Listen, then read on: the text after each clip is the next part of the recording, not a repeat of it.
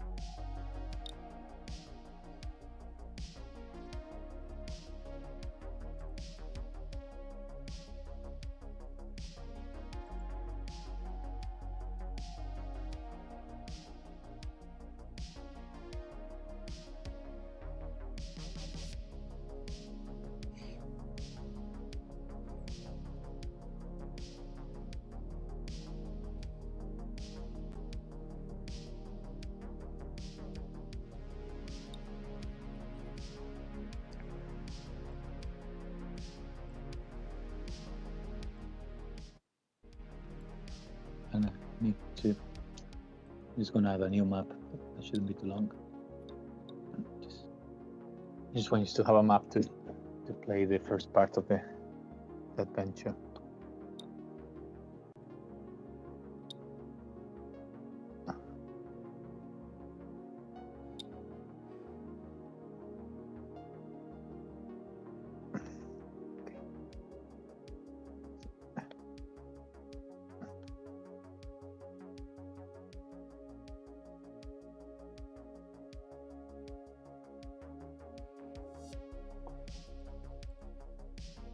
So who's playing Aragoth? Me. Yourself. What's your username? Your username in Roll20? Ashley. Ashley. Okay, perfect. So you should be able to move your token now. Give me 2 seconds. Yeah, I can move him around. Perfect.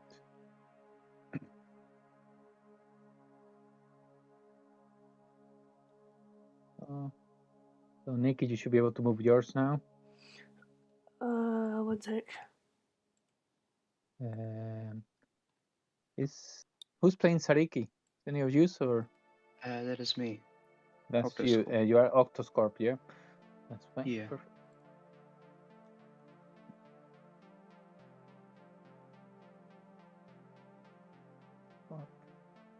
Cool. And I think that's at the moment it's Beltrix. She's got her own name.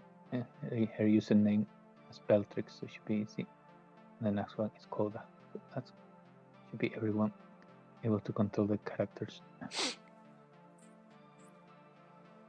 There we go. Perfect. So yeah. So I'll be just moving, copy and pasting these tokens, so I don't have to give you control of them every time we move to a map. That's the thing. I think it's the biggest ball ache I found with Roll20 is that you have to copy and paste the Yeah. icons every bit more. time.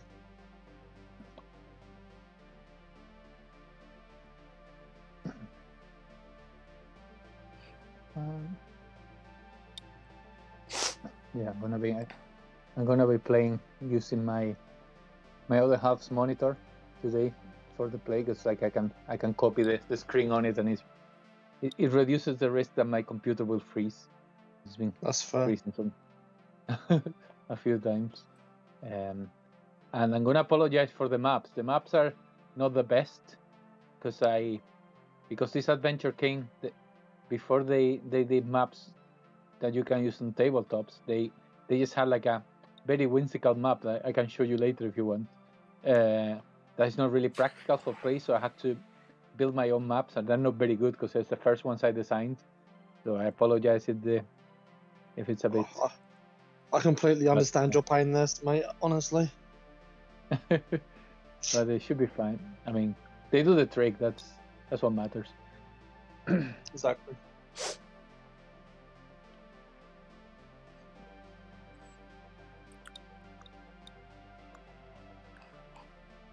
I have words on stream running on stream just now if anyone wants something to do in the background while we're waiting. All right. I'm just logging my laptop in. Give me a second. And they're shutting the server down that I run my campaign on, so I'm having to move that around at the minute.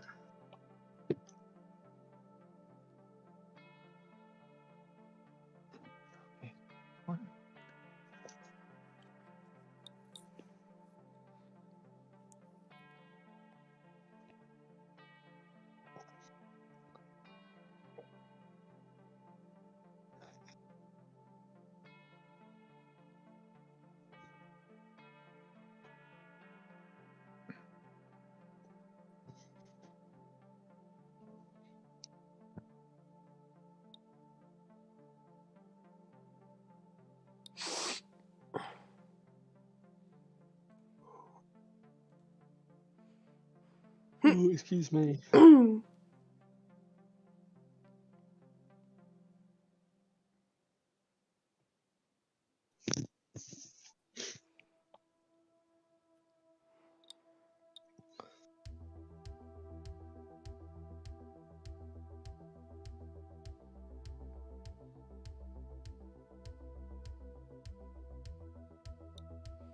been ages since I've played a barbarian. This should be fun. Yeah. I normally go more magic now than tank. Okay.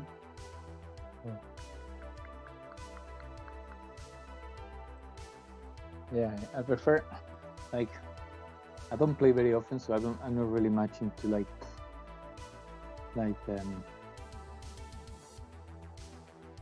optimizing characters, but I started trying to do just like melee characters, and now I actually prefer going for magic users. Like my last character is sorcerer, lizard folk sorcerer, and I really like it. I understand. I have a tiefling necromancer in a campaign I'm playing in. Okay. And I build an army to fight for me instead of fighting myself. It's quite fun. Yeah, that's pretty cool. Okay, so that's all the characters now in all the maps. I just need to find one more map. See, I just got a new set of maps from Kickstarter, so I'm just gonna try to find a map of a tavern, something.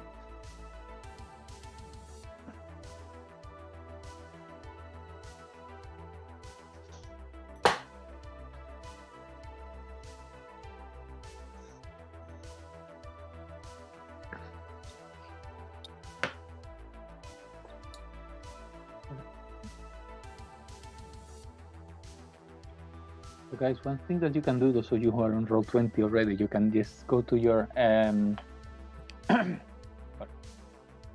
display name in the settings and just change it by your character's name, and then add your armor class and passive perception.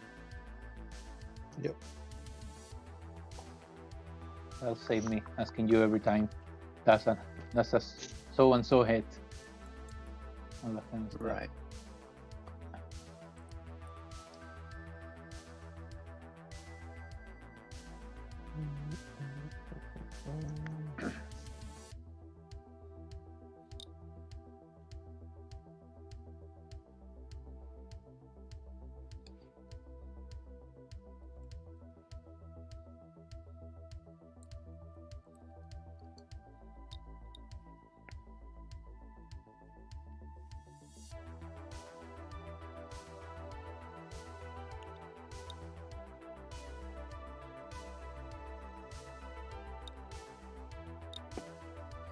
Things to play as well.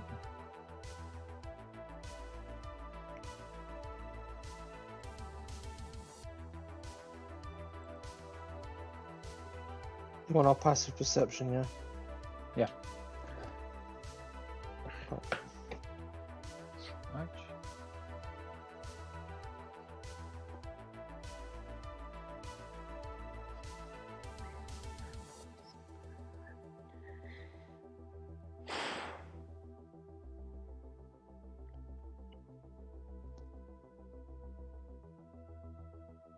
Armor class, passive perception, and That's it. And your character's name. Yep.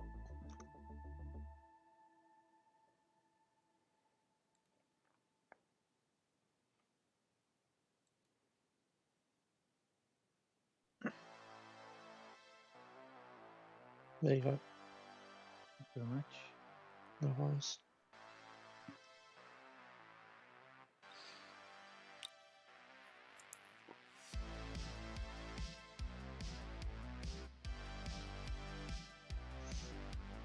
I haven't got a brilliantly see for a barb actually. Inventory. Inventory, touch.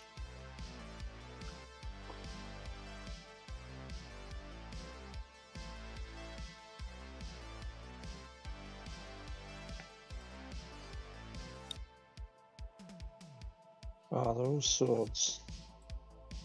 Guess I'll take a great sword. Yeah, well, yeah, you can change it into something else, like whatever weapon that you. That's you okay. use. Great sword works for my character. I was umming between a great axe and a great sword. Okay. So I use a great sword.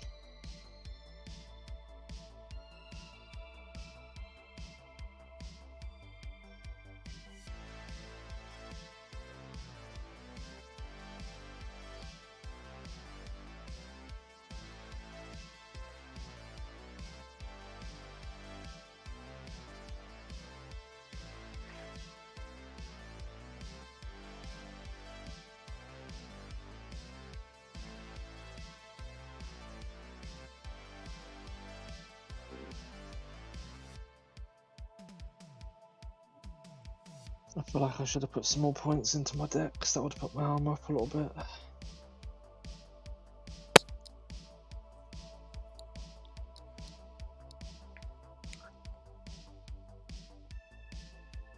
Wouldn't be too bad.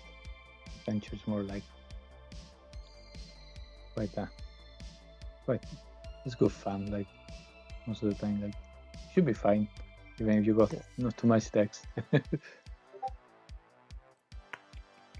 This adventure was actually written when shortly after the Bolos Guide to Monsters came out, so most of the monsters on it are from Bolos. Yeah. Oh, nice. I actually own all the monster cards for Barber's Guide to Monsters. So I can...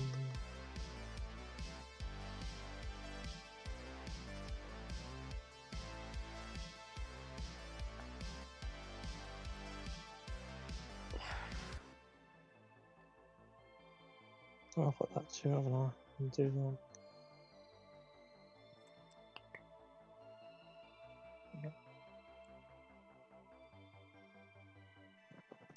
How do crit rolls work with you, please? What's Just that? out of curiosity. When we roll a crit, how does it work for you?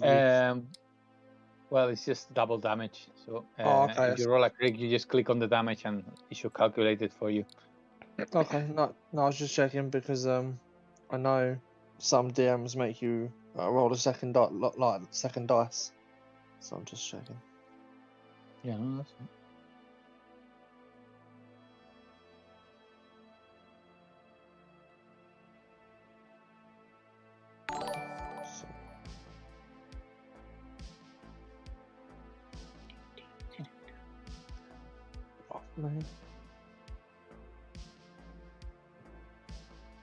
Thanks for the follow, Trina Greena.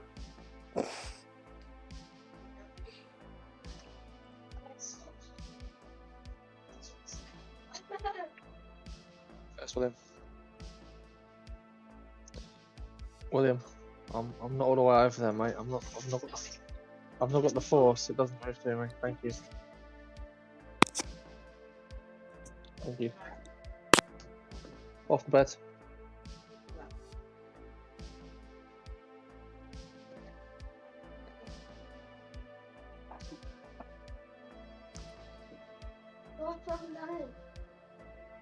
Mm-hmm.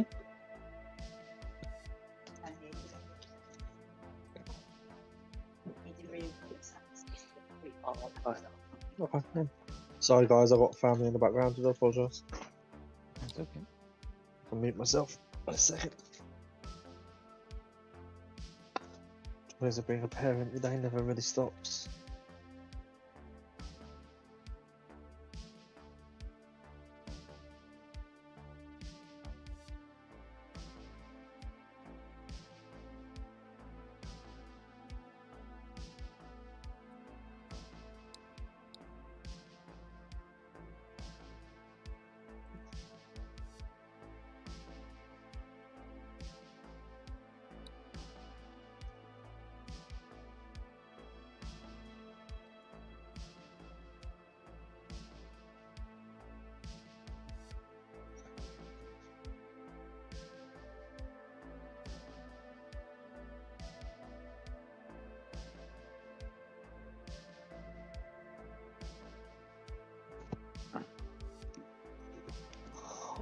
Do I put on a voice or not? I've just got a standard.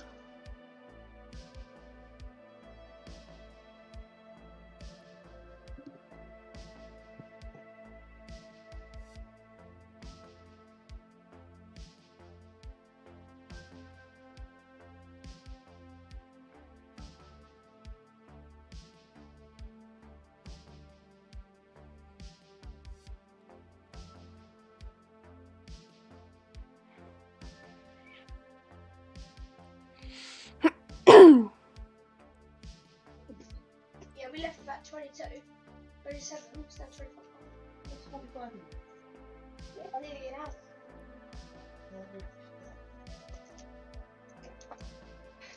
Follow?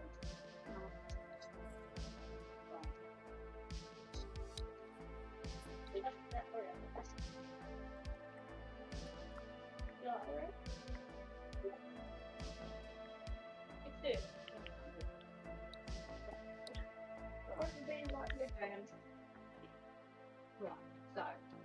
we'll have some time to read. Yeah. Plans for school holidays, like on the 1st of August. That's when school holidays start. Well, so obviously get back on Friday. So Friday will be a weird day. Saturday will be catch up on housework and washing day. I'm going to be a bit helpful on that Saturday. So she got French on that Sunday. So that's it.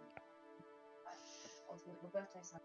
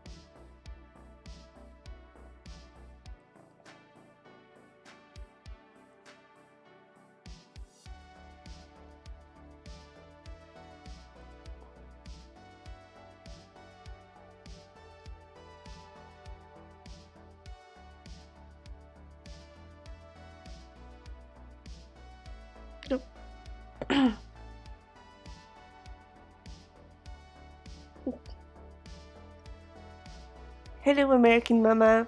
Hello, DJ Noob Killer.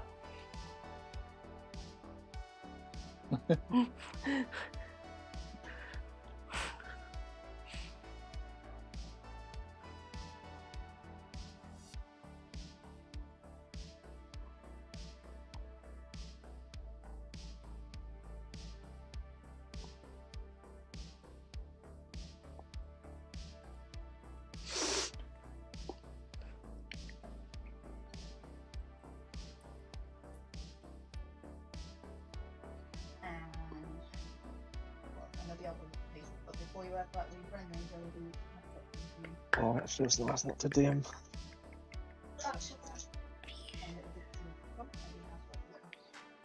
And also, while we're in the caravan, you two are more than capable of helping with cooking and washing up and keeping that caravan neat and tidy, please. Yeah. Do you want our HP on our character stats? No. Just checking. It's okay. Alright, so everything ready now. It's gonna go into connect my computer to the monitor.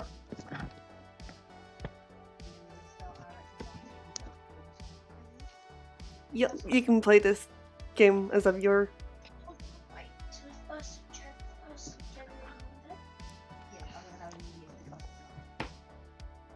Year's. Did you say we could use, say, any weapon was moon touched? What's that? Sorry, what did you say earlier about moon touched weapons? Everyone gets one to start with, and if like the weapon is like, yeah, you can choose what weapon you want to be,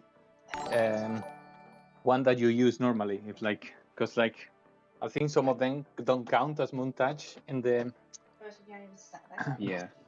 But yeah, if there's a weapon that you want to use as moon touch weapon, just add it. Just. I haven't worked out how to add it, but I'll just mentally keep track of the fact that one's moon touched. I'm pretty sure I can chuck a note on it somehow. Yeah. Add it into your, if you're using D&D Beyond, add it into your extras. Or, I mean, I just typed in moon touch and it popped up in the inventory. It's the 1st of January. It's the same. Oh, For me, maybe it's DJ, 'cause I thanks don't for the find follow. Zephyrs on the D&D Beyond. I mean, I can, if we create a quick party, I can content share. Or is it I'll just chuck a little note on the weapon No worries. Just, somewhere. Customize notes. There we go. touched. I don't far too much on digital content. American Just a Mana, really thanks for quick the follow. question. Would a moonsicle be okay? What up, little silver fox? Wednesday, Tuesday and Okay, guys, 5 minutes to go. Someone So just asked a question. I think you missed it. What's that? Would a What was the moonsicle be okay? Would Yeah. a moonsicle be okay? But a moon sickle is something different than a moon touch weapon. Okay, I wasn't so- sure.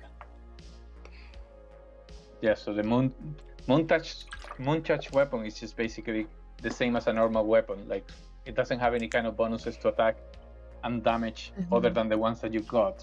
But they're magical, so in terms of bypassing like resistance to normal damage, they will bypass it. They also shed dim light 15 feet and bright light for 15 feet. Yeah, that's right. Oh, Silver Fox, we're just playing Dean. We're about to play D&D. Okay, guys, We're so before we just start, those of you who haven't, if you want to change your name in the display name, if you just want to change it to your character's name and then add also your armor class and passive perception.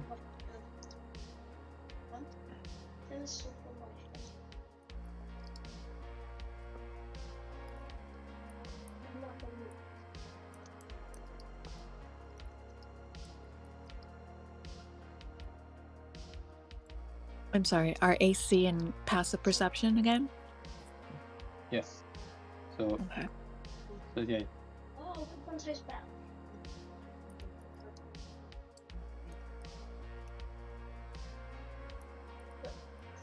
Oh wow, I have horrible passive perception. Mine's 9. I'm a druid and I still have horrible passive perception. How is that? Oh, I just rolled really badly. Is it not point by? We were meant to roll it. Or I done it wrong. Oh, it's a 15 either way.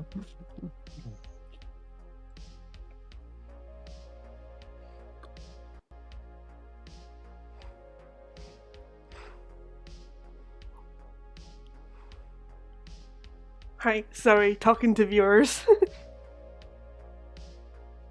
Okay. And my cat is just having the zoomies.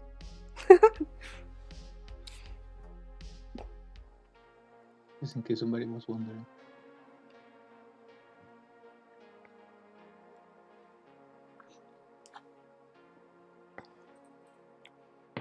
The viewers are actually quite good at this words on stream game. I'm not very good with words. But they're picking up the words like really quickly.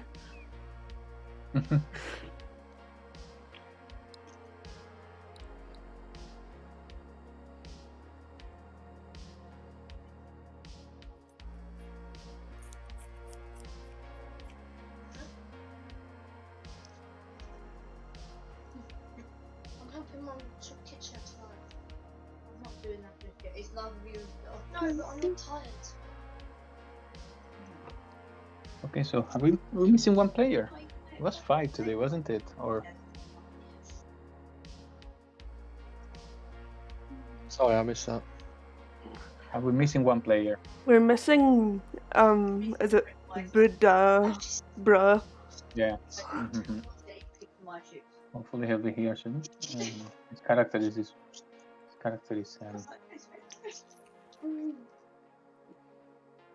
one here. I know what. I'm gonna give him a wee message.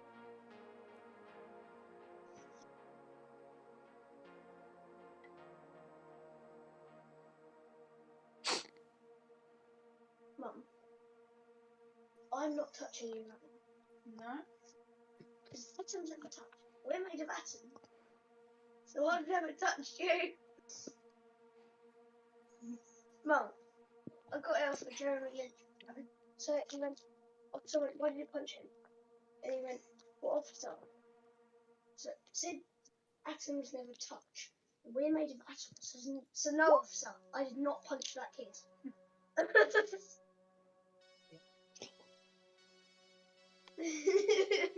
It's true though.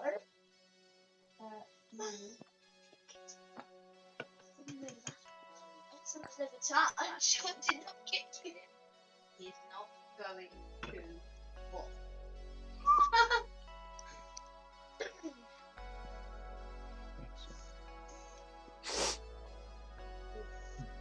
Response then. Oh, there we go. Okay, it is coming. What time do you want to do our break at? Get a break? Yeah, we get a break. Ah. What time are we playing till? Well, 10:30 or if we finish the adventure before that, whatever happens first. Oh, okay. Okay. So I'm going on holiday tomorrow. Want to make sure I've left myself enough time to pack. Okay. Pretty sure if I sleep in, my wife would kill me. Kill you, she'll just leave it here.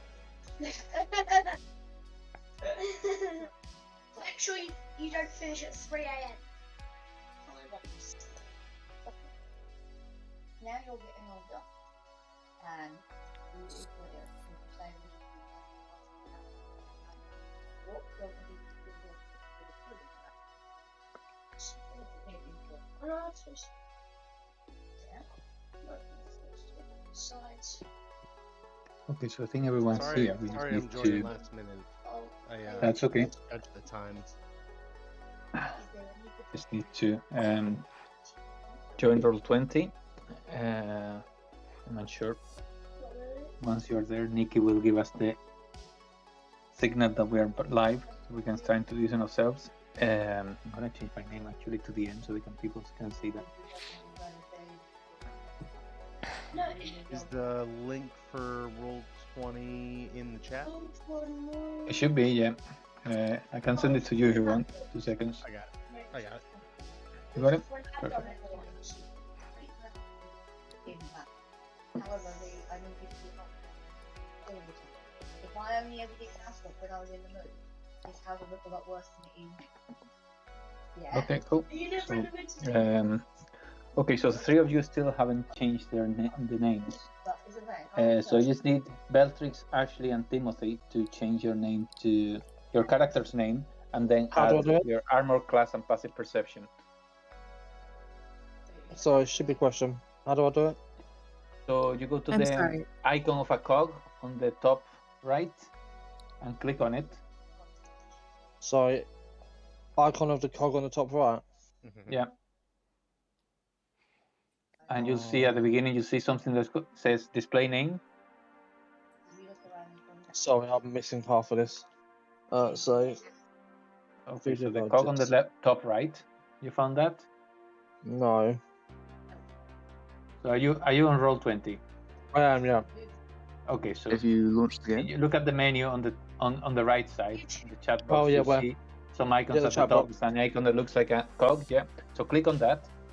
Yep. And you'll see display name. Yeah. So there you go. Perfect.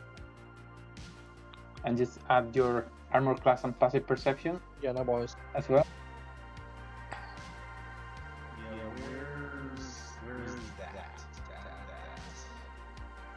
So you go to the Roll20 page.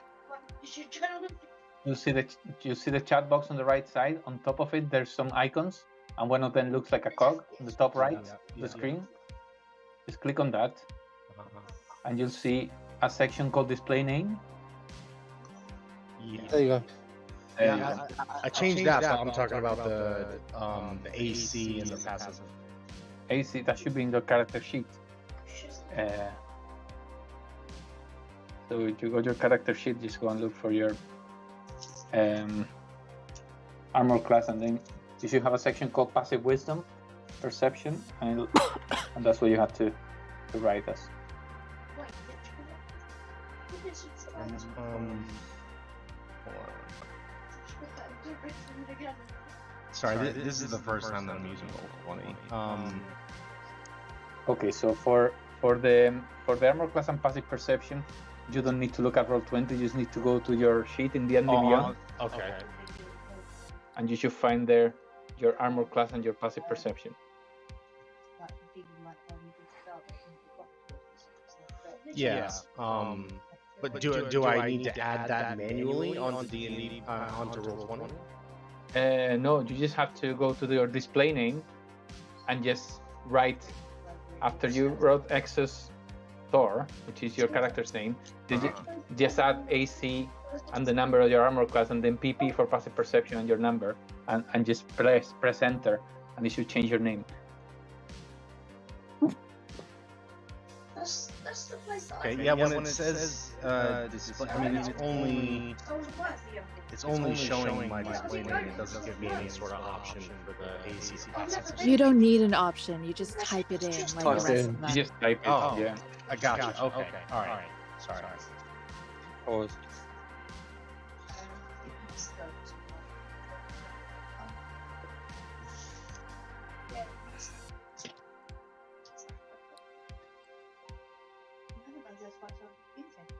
Okay, perfect. That's it. Armor class 18. What's your passive perception? Yeah, I'm typing it right now. Yeah, okay. Buddha's a little bit echoey. I think the mic's active on Roll20 as well. I've just muted mine. Okay. So another way to do that is if you go to the settings again, and you go to audio and video, you can just click to get the drop-down menu.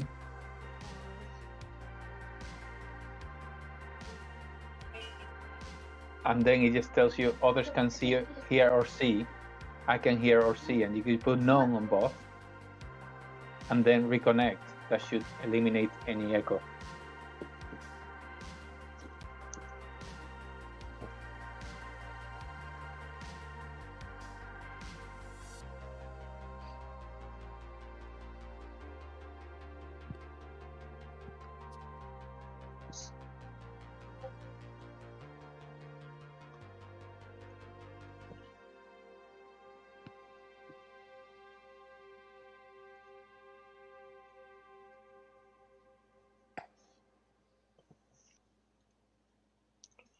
That is sick.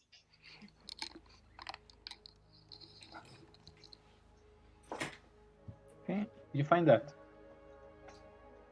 Yeah, all done. Okay, perfect. So I believe we are all ready now, are we? So Nikki, I think we're ready to go live.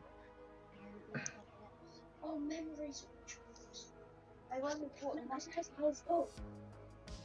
Is my background noise too much, guys? A bit.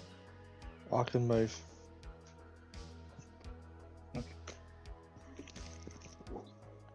You are on the Brilliant. stuff. Right, well, you stay here when you hang upstairs. It's pretty sweet, so you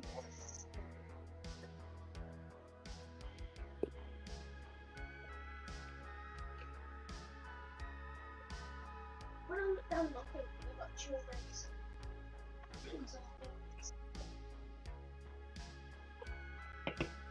On me. Right. Sorry, guys. Is that better? I think so, yeah.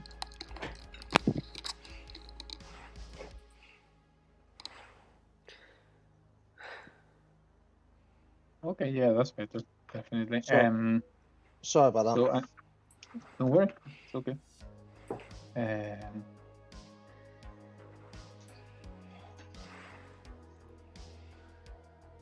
Okay, so I think we are ready to go live now, yeah, guys? Yeah. Okay, so Nikki, whenever you're ready. Switching over to D&D screen.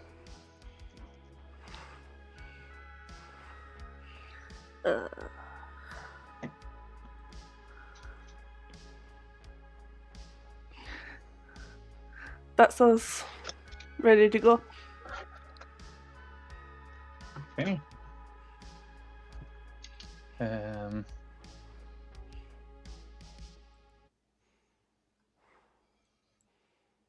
so hello everyone. Welcome to Fate of the Dice. We're playing the Barber of Silvery Moon. My name is Tony. I am the DM for today's game, and I previously DM'd the Jokes on You, so I'm here again just to guide this group of brave players into a new adventure.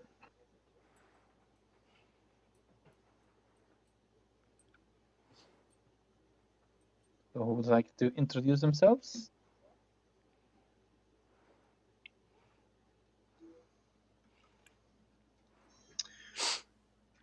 Hi. My character name is Oxius Tor. He is a Minotaur paladin, and he is one of the City Watch slash investigators for the town that will be in. He's got all black fur. And his uniform for the City Watch is like a maroon red underlying like leather suit, and he's got like a white gold half plate armor. Okay, next one.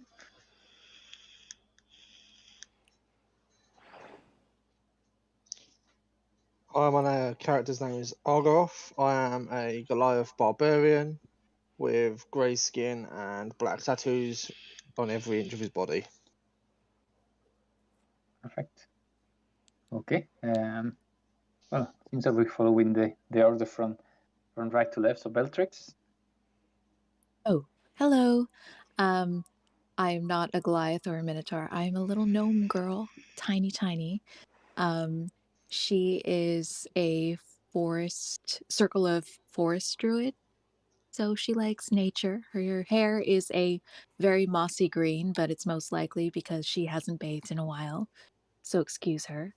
And she's wearing a little bit of knickknacks, and she has a few things stuck in her hair, and she's kind of a bit spacey, but sweet. Okay, so Sariki. Yeah, today I'm playing Sariki. He's a chef who's left to explore the world in search of better recipes and more interesting ingredients. Gotten a little bit carried away with the self-protection side of things, though, since adventuring pays decently well. Last but not least, we've got Nikki. You play Amicia, I think. Is that how you pronounce it? It's Amicia. Amicia. Hi, I'm Nikki. I play Amicia, the tiefling rogue. Who's kind of a goth because she likes to dress in all black. Okay, so that's everyone introduced. Without further ado, we are gonna start with the Barber of Silver Moon. So guys, the adventure begins with you arriving in the city. Oxius, you are part of the guard, so you know a little bit of what's been happening around. The rest of you start hearing rumors almost straight away when you cross the gates of Silvery Moon. You start hearing rumors of mysterious disappearances.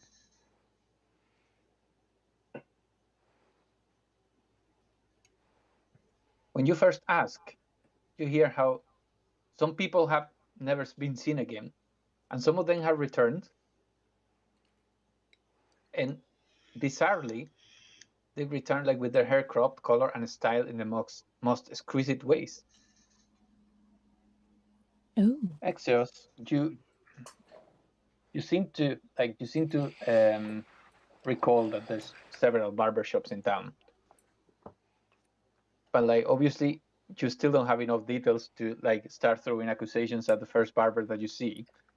So you, as part of the city watch, you are familiar with a tavern called the Crescent Moon, which is where lots of people, it's very popular and lots of people go there to have drinks and to talk to each other. And you're pretty sure that there is one of the places where you can find some information about these strange disappearances and see if somebody can point you in the right direction. So yeah, you head there like first thing in the morning when you get the assignment of like trying to find the root of the problem. And as you get down there, you find the rest of adventurers at the entrance. You know this, most of them, because they're friends of you from like when you were kids. You kind of like consider that some of them have questionable motives, but they're your friends, and mostly they've been helping you in the past before you left your adventuring ways to kind of become like City Watch. But you still have kind of like that fire inside you, or like reliving your all adventuring days. So you just join them at the entrance, and yeah, you kind of exchange information about these strange things happening. So I'm gonna move you to the map to the Crescent Moon Tavern, which you'll find yourselves down there. Can you see yourselves? Yep. At the bottom of the map? Yes, here. Perfect. And you hear noise in the main floor of the tavern, but it's not really that busy. Like you only see a few patrons and stuff sitting around. Like the owner of the tavern is nowhere to be seen at the moment. You presume he must be in the storage room, just looking for stuff. So yeah, you find yourselves at the entrance, and yeah, the door is here. So what would you guys like to do? I guess Oxius will go into the tavern and kind of look around and see if he recognizes anyone that's in the tavern at the moment. Okay. Well, you don't recognize anyone, but like as anyone important, but you see several of these people, like you know the regulars, and some of them like yeah have stopped before to talk to you, like when you need to do any inquiries. As you enter the tavern floor, you see that the bartender comes out of the storage room dressed in here and starts just organizing the stuff on the table. And so he looks at you and is like, "Hey, my friend, anything worth your talents here today?" Yeah. How do I move my icon? So you just need to click on it and drag it. You should be able to move it. Okay.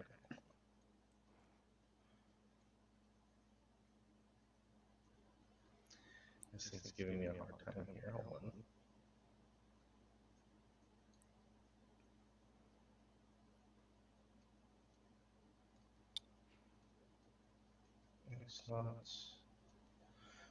It's not letting me move him. It hasn't. 2 seconds. Let's see if I can.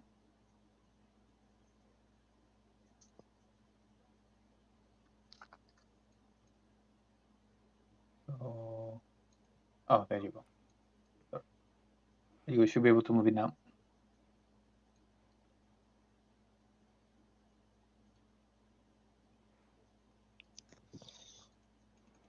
Can you move it now? No, it's still not letting me. I don't know why. Every time I click on my character, it's saying Bellatrix for some reason. I don't know why. Oh, that's me. So hold on. So Bellatrix, can you move your there icon? we go. Yeah, I Okay. can. Yeah. It's letting me move it. Okay. Yeah, I should let you move it now. Okay. So you approach inside the tavern.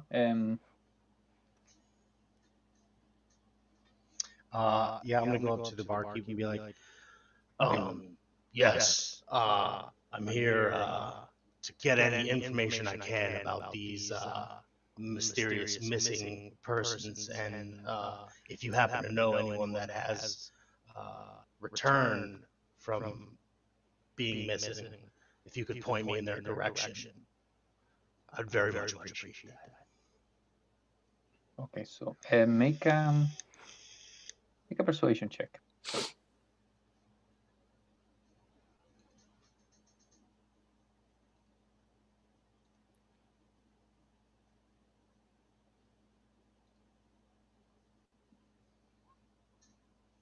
20. Okay, so yeah. The guy looks at you for a second, the bartender. He puts his hand in his lower lip and seems to like in deep thought for a second. Like, why sure. And he points at this guy. Yeah, this guy came back a couple of days ago. Seems to be one of the citizens that disappeared. I'll be honest with you, nobody from the guard paid a second thought to it. They just dismiss it as he's back. But I'll tell you what, like he seems really rattled. Like it's like he doesn't seem to remember anything about what happened. But maybe if you ask him, you should be you might be able to get some information out of him.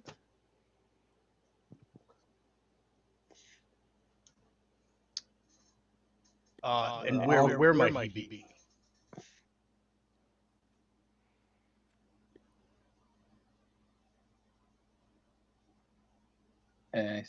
Over here, he points at.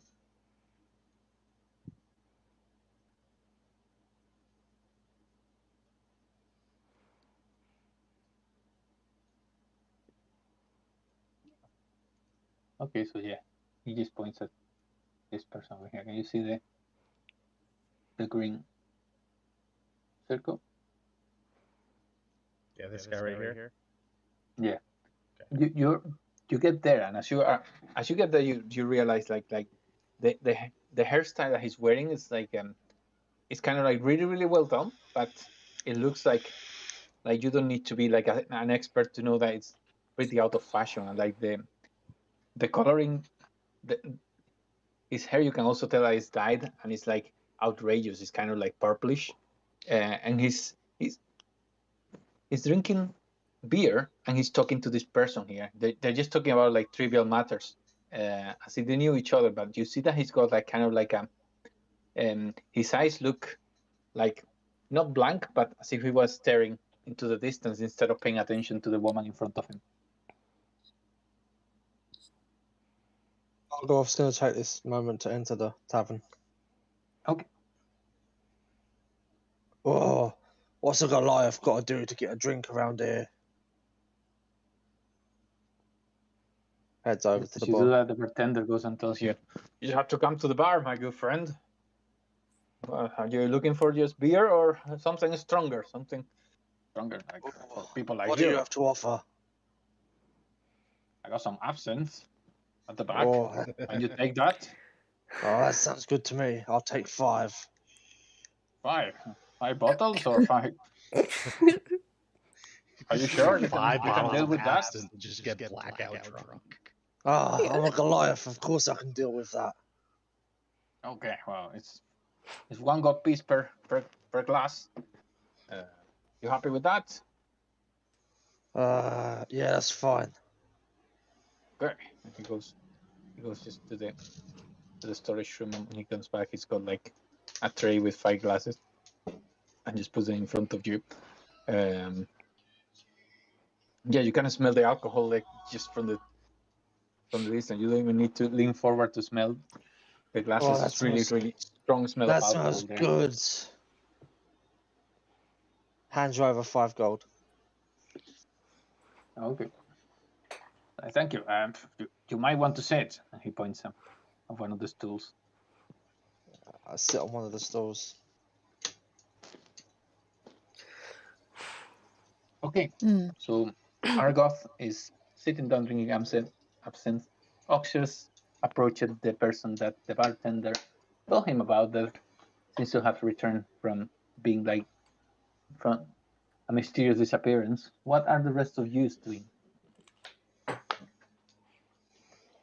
Bellatrix got distracted outside because she saw some flowers and weeds growing.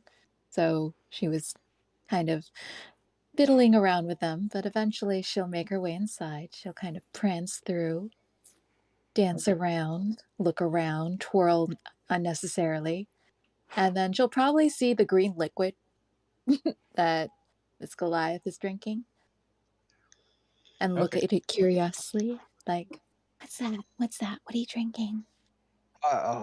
Tieflin, sorry, I haven't got your name. Would you like one? Yes. Hand you over some of the green, some absinthe. She'll take a strong whiff of the sweet smell and she'll just drink it in one go. Probably a bad decision. Okay. Bellatrix, make a Constitution save. Yep, it's probably a bad choice. She's got a pretty good con. Let's see. Never mind. I don't know if it was a 14. Okay. So as you drink the absinthe, like you drink it in one go, like you feel like something is piercing your eyes from behind for a moment, and you're kind of like shake your head like because it's pretty strong, but like it just lasts for 4 or 5 seconds, and you put the glass down, and like you're feeling kind of okay, but like for a couple of seconds you're breathing quite hard because it's like pretty strong. It's like you had a drop of blood pressure for a moment. So you just like hold yourself to the bar, trying not to fall, but you're fine after like 5-6 seconds. It can't be that strong, seriously. That was a trip. Wow. Can I get another, please? Yeah, sure. Here, I've got 5. I'll give you 2, and I'll drink the 3. Hand you over another one. And she'll down that as well. Okay, not a bad choice. At which point, Argoth downs all 3 of his. One after the other. Okay, make a Constitution save, the 2 of you. Please. Yes. Okay. Nice. Okay, so Bellatrix, this time it's almost as if you knew what to expect, because you just drink it, like take a minute, just breathe in and just drink it, and this time it's kind of like doesn't do anything to you. Argoth, like because you're a Goliath, it kind of like for you it's like brushing it away. Do you feel a little bit dizzy for a moment, like because you drank the 3 in one go? Even with your Constitution, like so much alcohol intake in one go is still a bit strong for you, but you managed to just brush it off after a couple of seconds. That's got a good kick, that, isn't it? It's so sweet. So while this is happening, what are Amicia and Sariki doing? I'm just gonna walk up to my other friends, and I'm just gonna turn to them and go, "Hey, why don't clams donate to charity?" I don't know. Why don't clams donate to charity? Because they're selfish. I don't get it. Funny one, this one. Never mind. How about a drink off? Who's paying? Okay. Fine. Sounds good to me. Okay, so you're gonna order more drinks in there?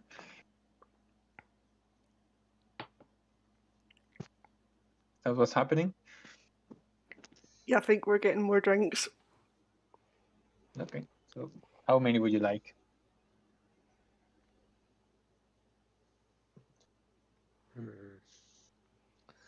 I'll pat around. I'm a bit short on cash, I'm going to be honest. I've only got 5 gold pieces. I could get 5 more. Can I have some milk? Milk? Of course. Well, yeah, milk. I guess it's good time for breakfast, I suppose. It's only 1 copper piece for a glass of milk, ma'am. Thank you. Thank you. I'll take 2. Okay, so he just I'm participating in a drink-off. Mm-hmm. Just drops 2 glasses of milk in front of you. Amicia, you want any drink in particular? What's the strongest drink there? What's the strongest drink there? Have you not seen these guys that just drinking absinthe as if it was water? That's the strongest. That's why it's 5 gold pieces. It's 1 gold piece per glass. That's why.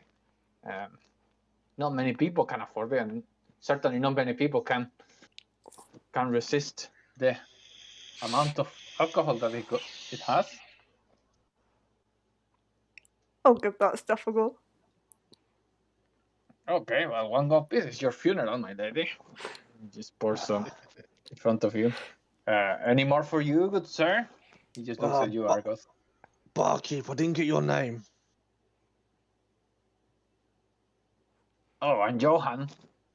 Johan. Nice to meet you, Johan. How much for 10 tankards of beer? Yeah, 10 tankards of beer would be 3 silver pieces. I'll take 20. That's a lot 20. of beer. Okay. It's probably better if you grab a table. Don't you think? He points here. You're gonna need more space than all I can give you in this bar. Just line them up along the bar, and we'll each down them. How does that sound? Oh, I already have my drinks. Oh, these are on me. Okay, well, it'd be 6 silver pieces then for 20 tankards of ale. Hand you over 3 silver pieces. Okay. And yeah, he just moves all the stuff that is on top of the table and just puts all the drinks in front of you. Okay, well, this is happening. Sariki, is Sariki doing anything? Sariki will probably walk over to join that group while subtly scoping out the food that's been served and seeing if there's anything creative that's happened with that. Okay, that's fine. Can I ask you guys what's your backgrounds?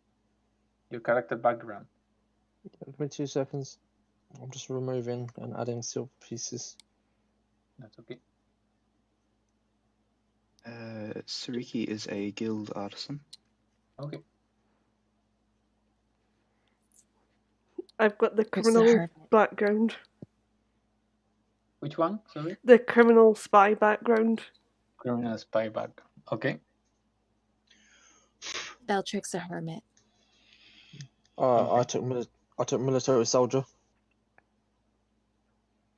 All right. Missing anyone? So Argoth, what's your background? Military soldier. Oh, military soldier. Okay. Okay, so guild artisan, that was Sariki, wasn't it?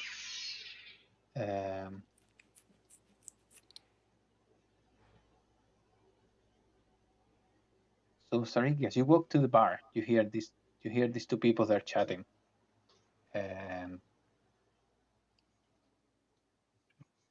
Yeah, and you hear that they're talking about someone called Jush Knobsmoth, which I'm gonna write down there in the chat box. There you go. They seem to be like talking each other about the virtues of this barber surgeon.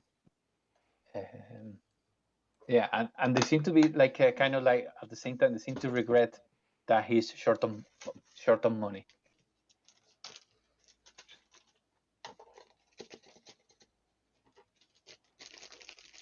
I had this opportunity to down 2 of my beers. Okay.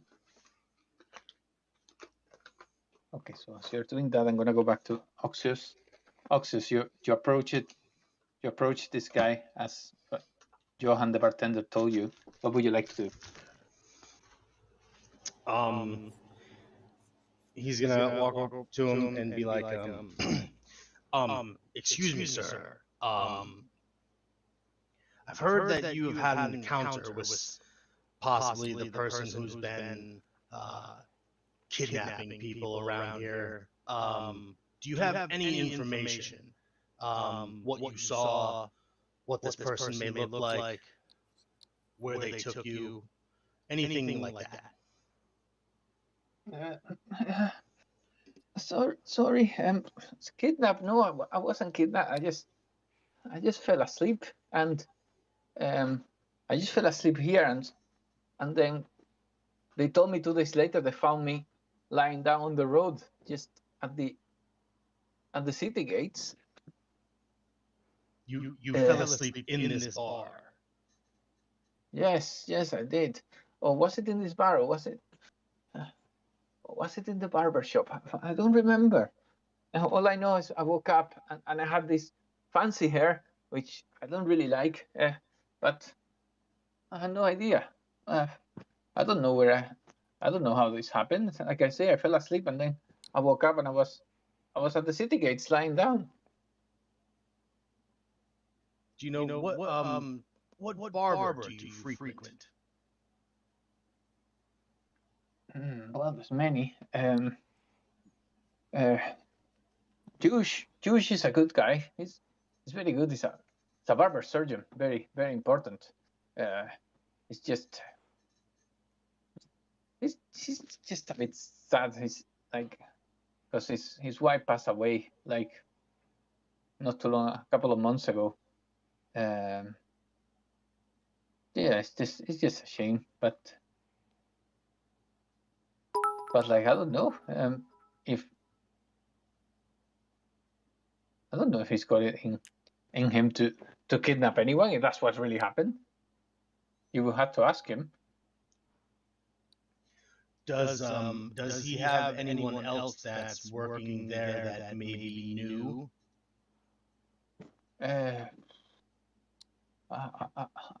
I don't know, but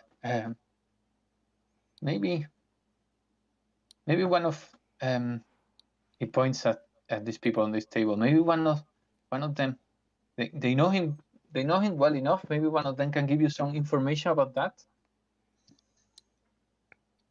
Can I do like an insight check to see if this dude is being honest about not remembering anything? Yeah. Mm-hmm.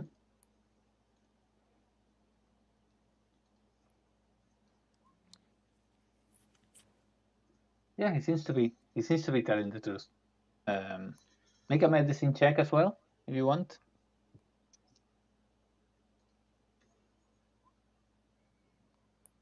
Okay, so you got a little bit of like medical training because of your job, so you can without trying to be invasive, you just look at him as he's talking to you, and you can recognize like the blank stare and stuff is just symptoms of some sort of like short-term amnesia.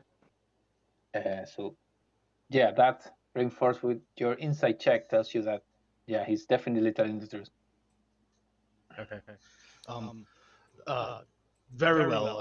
Thank you for your time, and be careful where you fall asleep from now on, if it's possible. And do I like know the whole group that came in, or am I like separate from them at the moment? You know them, like you've been out of touch with them for a while because obviously you used to adventure with them until you got the job in the City Watch. But yeah, you know them good enough. Okay. Then I'm gonna make my way over to the bar, and just kind of be like, "Oh, how's it going, everyone? I seem to get a little bit of information about the missing persons and this whole haircut fiasco. One of the persons who had gone missing and arrived with a new haircut, and I point over to him. He said he's got like a purple, out of date haircut, right? Mm-hmm.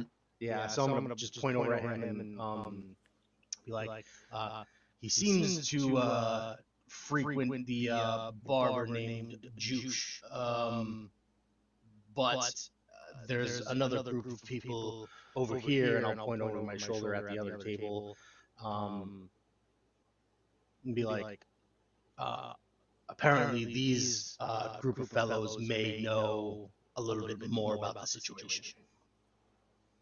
Oxius, can I offer you a drink?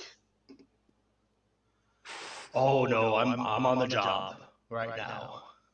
Oh, I must insist, my friend. Come join us. It's been some time. Oh well, if you're gonna twist my arm. Hand you over 2 tankards of beer. Okay. I'll just drink one of them. Okay. Okay, so what this is happening, from you see there's a set of stairs going up here that oh sorry, and here that must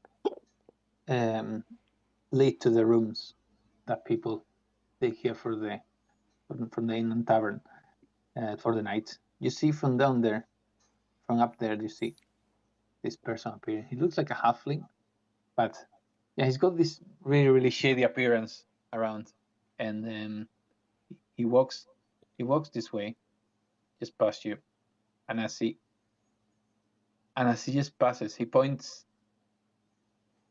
at you, Amicia, and beacons at you, and after he does that, he just goes and sits here.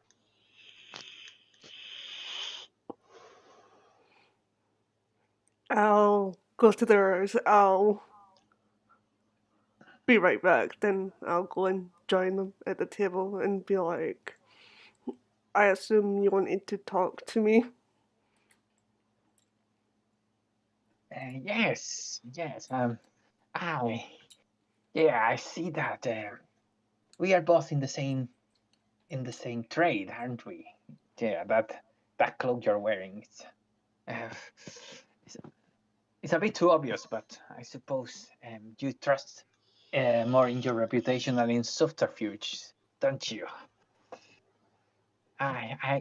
Did I say I'm Lenny already? No, you literally just said your name right now. Well, yes, my name is Lenny, and I'm a trader of information. I couldn't help but hear that you've been inquiring about these disappearances. Maybe we can help each other. One of my friends has disappeared as well, and I think whoever did it might be the same person that has been making other people disappear. You know. Mm-hmm.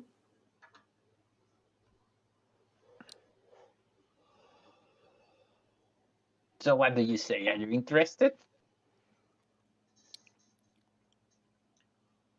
Are you wanting anything for this information, or? Oh, well, initially, I just want my friend back. You managed to do that. Yeah, I think that would be enough payment at the moment. You know, it's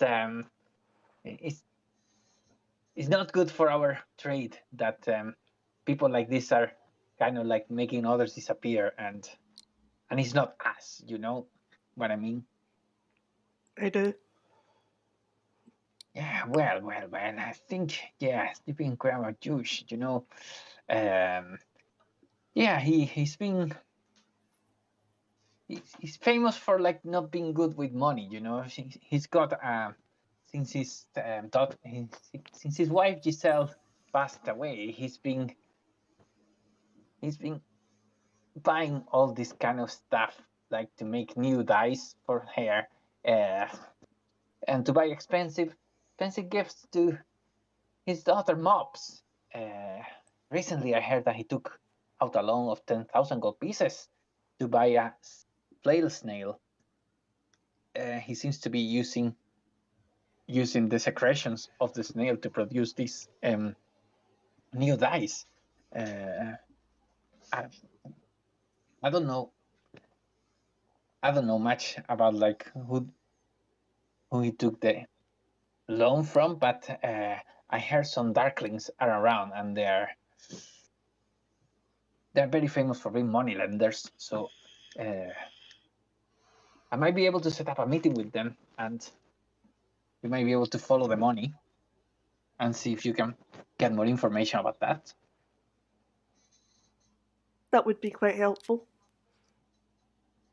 Okay, so I'll tell you what. Why don't you go back and have a drink with your friends, and I'll try to set up this meeting. Would you be okay with that? Sure. It'll be like a couple of hours. Yeah. And tell your friends. But of course, you're free to keep doing inquiries. That's the thing. But I'll try to see if we can set it up for you. So I'll see you in a couple of hours. And he just stands up and walks away. I'll head back over to my friends.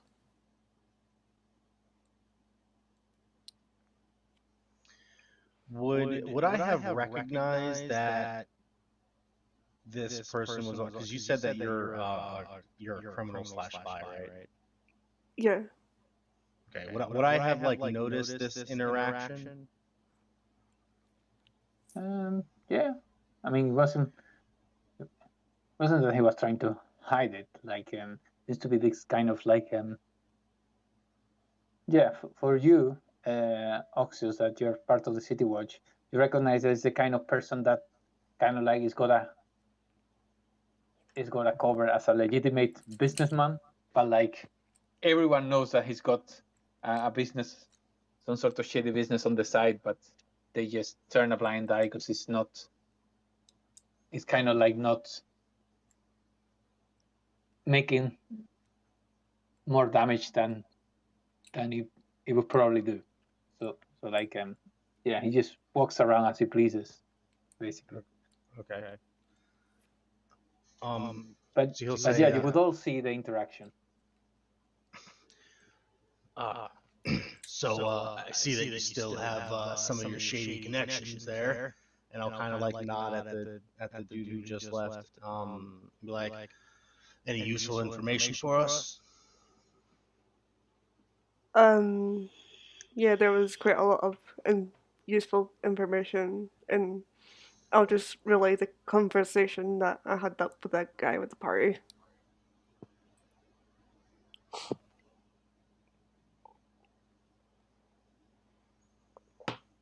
Very well. Did anyone want to question these fellows who may know a little bit more about Juice before we head out? It makes sense to question them. I heard them talking about Juge before. I'm sorry, why are we questioning these people again? As she takes a big drink of her milk and has a giant mustache on her face. Well, we're trying to find the missing people and or the source of the missing people and their mysterious haircuts. These people might have information. I mean, don't they come back with beautiful haircuts? How is that a crime? I mean, I think it's wonderful. Well, I do agree with that. They do have some pretty nice haircuts. As you see that he kind of has like a mohawk himself, like coming down between his horns and going to his mane. But the problem is that it seems like these people are being taken against their will, regardless if it's good or bad. And also, some of them don't come back at all. So that's kind of a problem. Well, that won't do. And then she'll just get up, kind of spin around, and plop herself down on one of the chairs next to one of them. Hello. So when you get there, one of them looks at you for a second, like, yeah. It gives you a look, like a surprised look for a second. It's like, hello. And it looks at you, Oxius, and it's like, oh, sir. Yeah, welcome. As you can see, we're just drinking. We don't want any trouble. No trouble here. We just had a few questions for you, if you don't mind. Oh. Oh yeah, please, please. I mean, have a seat. I mean, I don't have to tell you. You can have a seat if you want, good sir. Before he even starts saying that, I pull out a chair and I sit down. Okay. I take 2 tankards of beer off of the bar. I stand Okay. up and I walk over towards the table. Mm-hmm. Oh, Do you want can another con save from me? Not at the moment because the ale is not that strong. I was saying I take my second mug that he gave me as well over the table and I start drinking it. I kind of set it down a little bit aggressively. And she's like, so, we are here investigating these missing persons in cases of haircuts, apparently. We heard you may know a little bit more about some of the people that we're investigating. Any information that you have regarding this would be of great value to the city. The woman said, well, that would depend of what person in particular you're investigating. Do you have a name? Because like there's lots of people in Silvery Moon. Well, in particular, I'd like any information about Juge. However, if you happen to know of any other shady barbers in the area, as we believe it is a barber doing this, and I point over the dude with the purple hair, and I'm like, he didn't ask for that haircut. Oh, I'm sure he didn't. Oh, Juge. Yeah, nice man. That's a good father and an excellent barber. If he wasn't so bad with money, he's always spending money like all this expensive new haircutting equipment, and he's just constantly treating his daughter mops to all these pricey gifts. I don't know if they told you, but he's been taking like small loans from his neighbors all the time. But they're always repaid. One thing I can tell you is really strange. These days, he's actually taken to carving and selling abstract metal sculptures. I don't know where he gets them from, but they really look, even when they're metal, they look like locks of hair. It's very, very strange.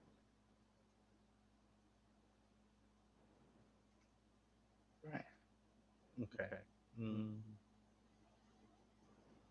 So, I mean, if you ask me, I don't think he's behind these disappearances, but I mean, there's nothing to lose for checking with him. Maybe he can help you somehow. His neighbor might also be able to tell you more about him, because obviously they're very familiar, and more familiar than us about what's been going on, because he's always asking them for small loans to get all this equipment, all these presents for mops. Very I well. bought these beers for you. And he puts them on the table in front of the 2 people. Oh, thanks. That's very kind of you, sir. I'm sorry I cannot tell you more.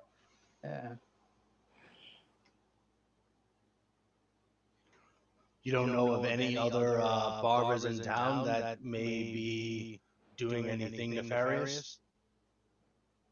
I mean, well, the only one I really know is Juge. I mean, obviously there could be others, but things have been happening in this area, and first-time criminals, if they don't tend to walk too far away from where they live until they get more confident. Oxius, you know because of your training that this seems to be true. Like that is somebody recently started. This disappearance started recently, and like for your training that most criminals, when they start, they tend to stay next to their area. Okay. So they can quickly leave if trouble arises. Head over to the table behind us. What's that? Can I head over to this table? You can, yeah. Mm-hmm. Oh, excuse me, guys. Do you know anywhere where I can get my flowing red locks cut? Sorry, your what? my lovely red locks, my hair. Oh, Well, closest barber shop here is Juice's. It's just two houses away from here. Is he any good? Oh, he's really good. He's not only a great barber, he's also a surgeon. He performs dentistry, battle surgery. It's the closest thing to a doctor we got here. So what is he, a barber or a doctor? It's a barber surgeon.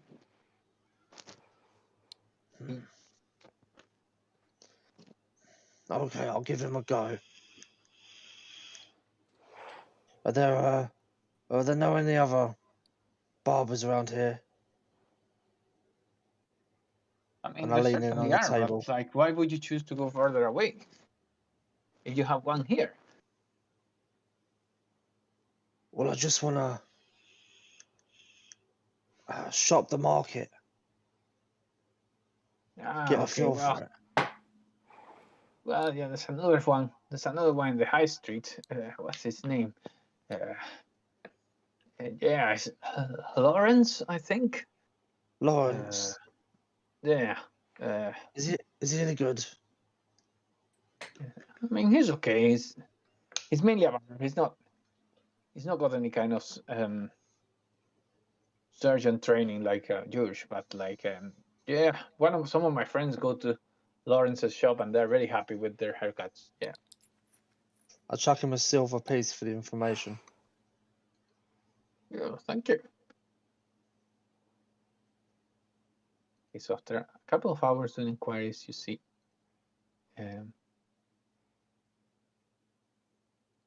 the halfling coming back, Lenny, and he comes back with this person here. It looks like a goblinoid creature, but like it's just covering I'm just gonna make it bigger so you can see it.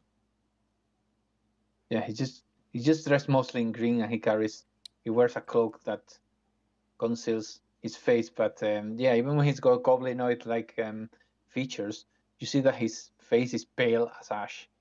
And he keeps walking with him towards his table, and they both sit here. And again, Lenny beckons at you, Amicia.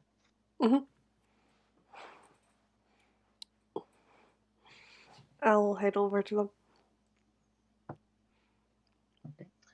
See him walk in, Oxus is just gonna kind of stare him down the whole time while just staying sitting at the bar sipping his ale. Okay, so as you are right there, Amicia, Lenny just looks at you and is like, this is Tim here. I leave you to talk together, just so you can have some privacy. And he just goes here and sits down. Guys here. Welcome there. I'm Tim. Lenny told me that you wish to talk to me. Yeah, that's right. Yeah. So, what do you wish to talk about? He never gave me any details. Well, we're looking into the people that are going missing and wondering if you'd have any like leads or anything about it. Oh yeah, a truly sad thing happening. Unfortunately, I don't really have any information about that. I'm just a humble. Yeah, well, people like to call me a loan shark. I'm just a humble moneylender. Me and my friends. Insight check. Okay.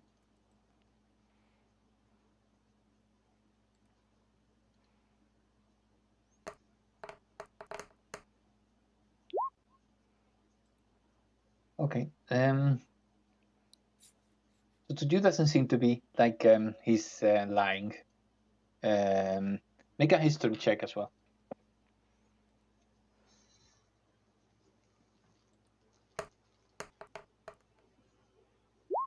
Eesh. Okay, so you're a bit confused. Like when you're talking to him, you expected to get information about that, and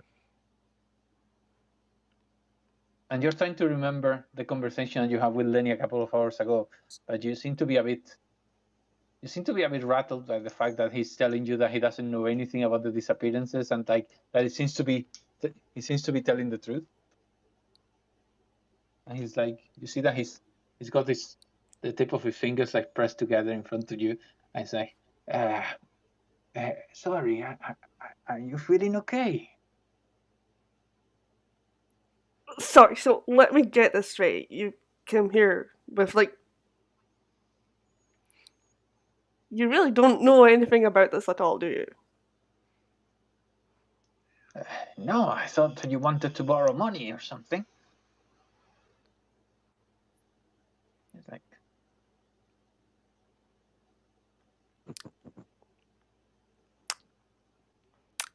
I mean, I just have a good payoff, so I got plenty of money to lend. This is awkward. Um,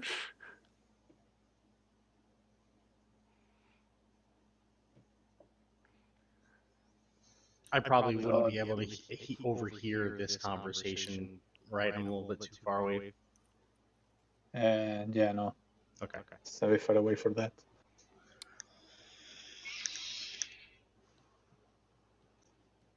And he keeps looking at you, amazing, and he goes, so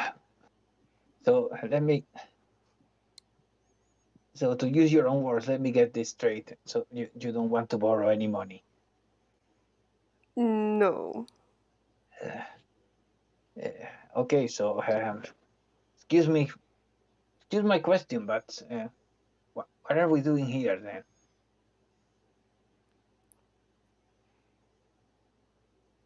Well, I thought you'd have had information, that's why. Sorry, what's the other guy's name again? Who? The barber? Or Lenny? Yeah, Lenny. Lenny. I thought Lenny set us up because you would have, like, information about the people that were going missing. Well, not really. Like, just like I say, I'm just a humble moneylender. So people like to call me loan shark, but that's just outrageous. So I don't know if we don't have anything else to discuss. I would like to.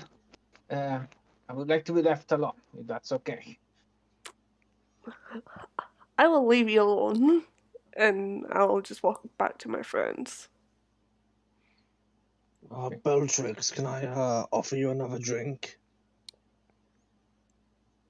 I already have a drink. And she'll hold up a giant glass of milk in front of her. Okay. But thank you. Would you like some? Some milk. It's not very fresh. It's actually a little bit sour, but it's fine. You get used to it. No, I'm okay, thank you. Okay. Oxius, if he sees this goblin leaving, he's gonna walk up to him. Okay, that's fine. So, yeah, he goes to the bar, orders a drink and some food, and then goes back to the table where he was and starts eating. And when he finishes, yeah, he starts walking away from the tavern. And he stops for a second to give Lenny a dirty look, as if like, you brought me here for nothing, and he keeps walking. Yeah, I'm gonna intercept him. Be like, okay. Excuse me. I noticed you were talking to one of my friends here. And yeah, go ahead. Yes. Yeah. How can I help you, officer?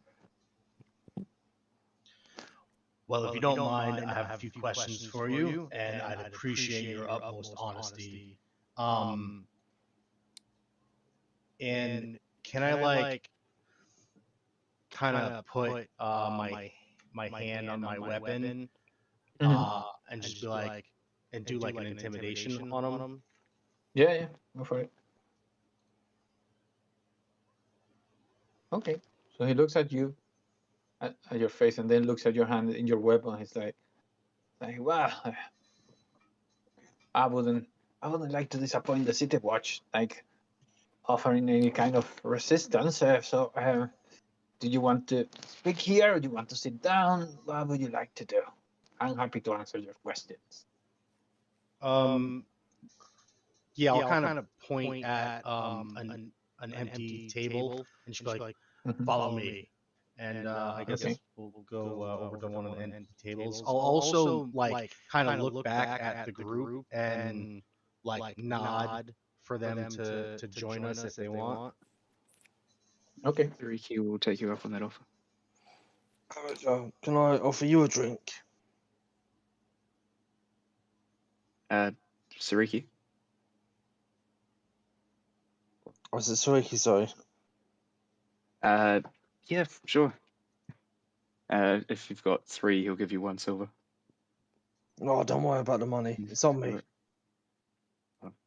Very kind of you. You just sort of juggle them as he wanders over, following.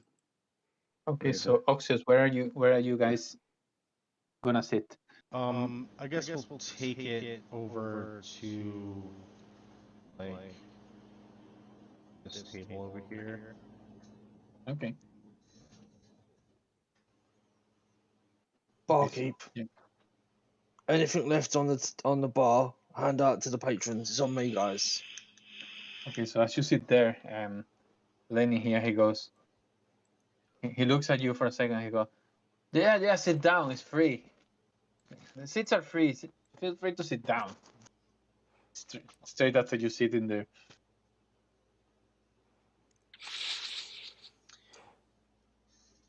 Did I'm sorry. Which one are you? The tiefling there? Well, what's your name again? Amicia. Sorry, Amicia. Okay. Would you have? I know you told us about your like contact coming in and telling you he had. You told us that, right? That someone might have information for you coming in, right? Yeah, he said it was this guy, but he didn't seem to have much information at all, and it was incredibly awkward. Yeah. So yeah, I'm gonna say now. If you have any information about what's been going on, you need to tell us because I'm under the impression that you had information.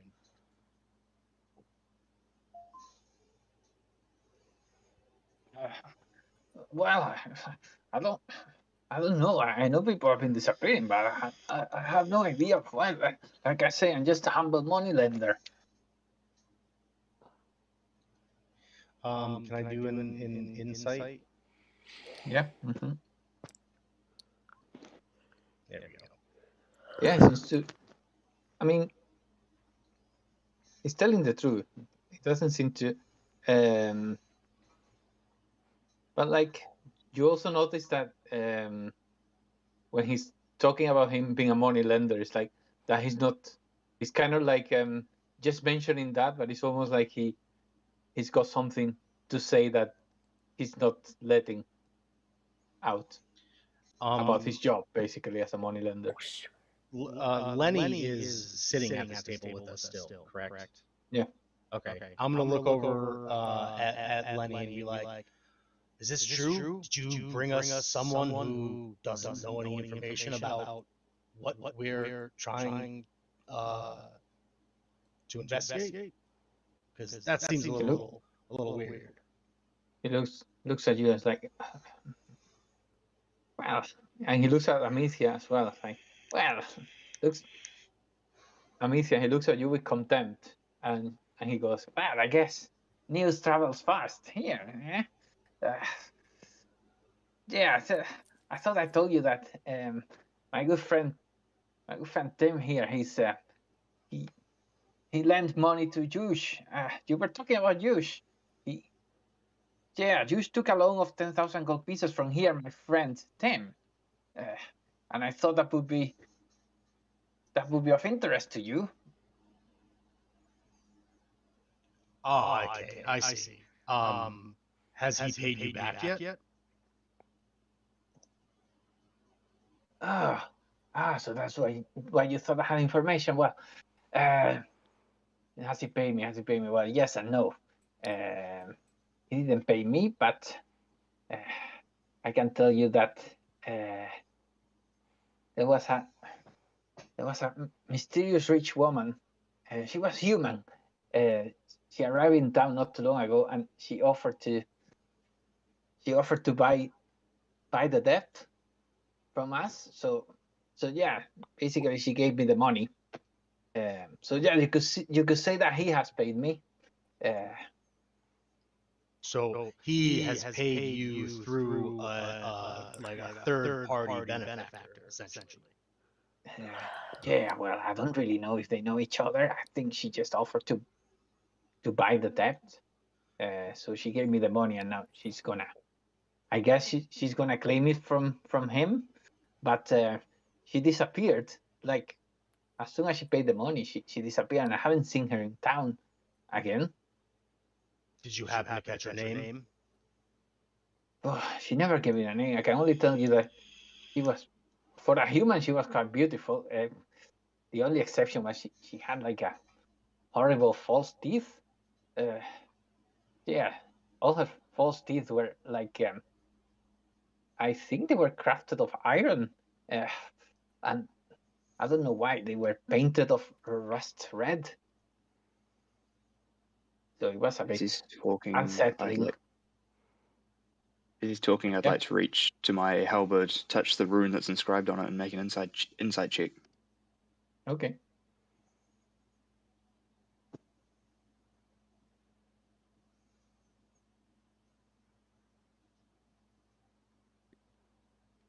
Okay, so yeah, no, he seems to be telling the truth.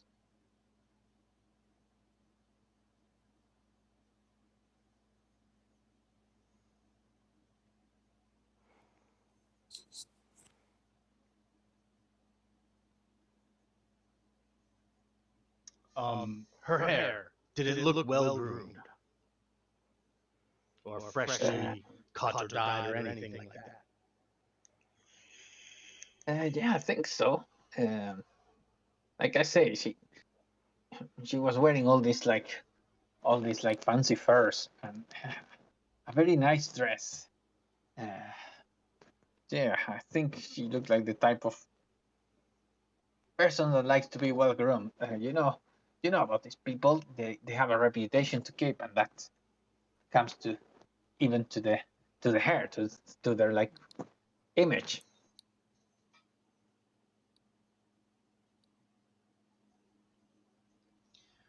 Very well.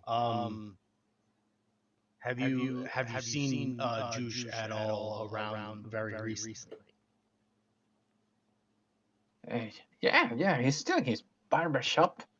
Yeah, I'm sure. I'm sure the neighbors will tell you that me and my friends have been lurking around his house, but that was only because we wanted our money back.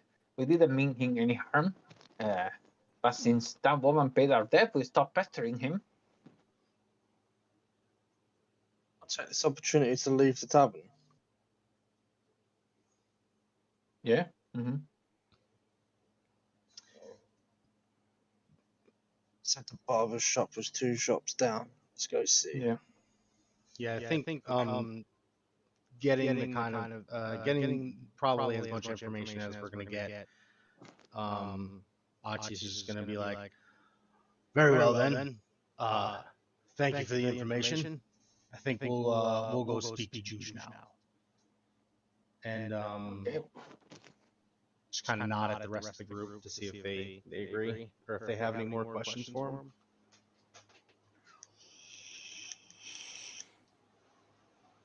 Ricky will stand up to leave, and then sort of almost as an afterthought, ask if he'd know where we could find this woman. I think he said she left town and he hasn't seen her since. Right.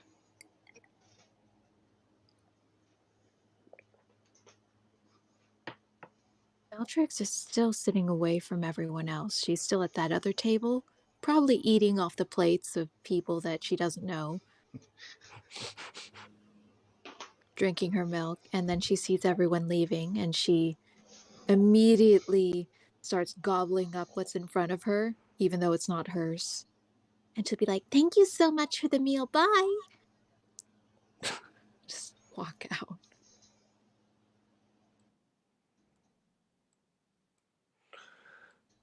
Okay, so as you go, they look at you a bit dazed and confused as you leave the table, but they don't do anything. The woman actually waves at you, and the guy kind of like hits her hand, and like saying, "What are you doing?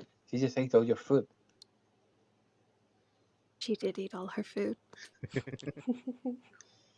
Okay, so you head to the barber shop.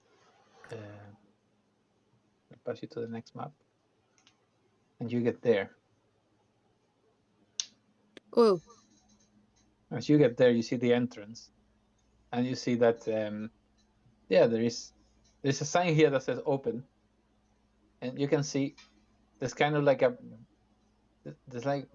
garden outside, and you can see this massive like snail, which you have heard already that he seems to have purchased a flail snail to use his secretions to create hair dyes. And when you get there, you also can see there's a sign at the door, which is this one here, telling you what the services he provides and the prices. we So, can't see the sun. Yeah, I was about to say, I got a blacked out image on the sign in like half the building of the tree. You should be able to see the signs over here. It's You just a Nope, black we don't. square zoom to out. me. It's all blacked out for me too. Is It's it? still blacked Okay. out. Just a second. Yeah. Is it now? There we Yeah. go. Yep. There we Yes. go. Quick question. This person or this figure Yeah. holding the sign, It's just like a statue. is it like a dwarven statue Kind of like or it's kind of like a garden gnome style statue. Yeah, that's been placed Bellatrix there is gonna to shake hold the her sign. head and Bellatrix gonna shake her head and she's like, "I find that very offensive. We do not look like that at all."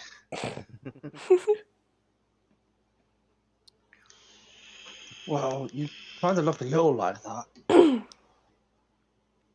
No, I don't. Do I? Do you think I need a haircut? Let me think your hair is lovely. Riki's going to make sure to stand out of area of effect or lines.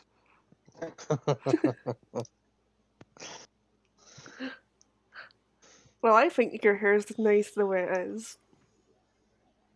Thank you. I'm using this type of moss that only grows underneath rocks. It's kind of actually taken over my hair.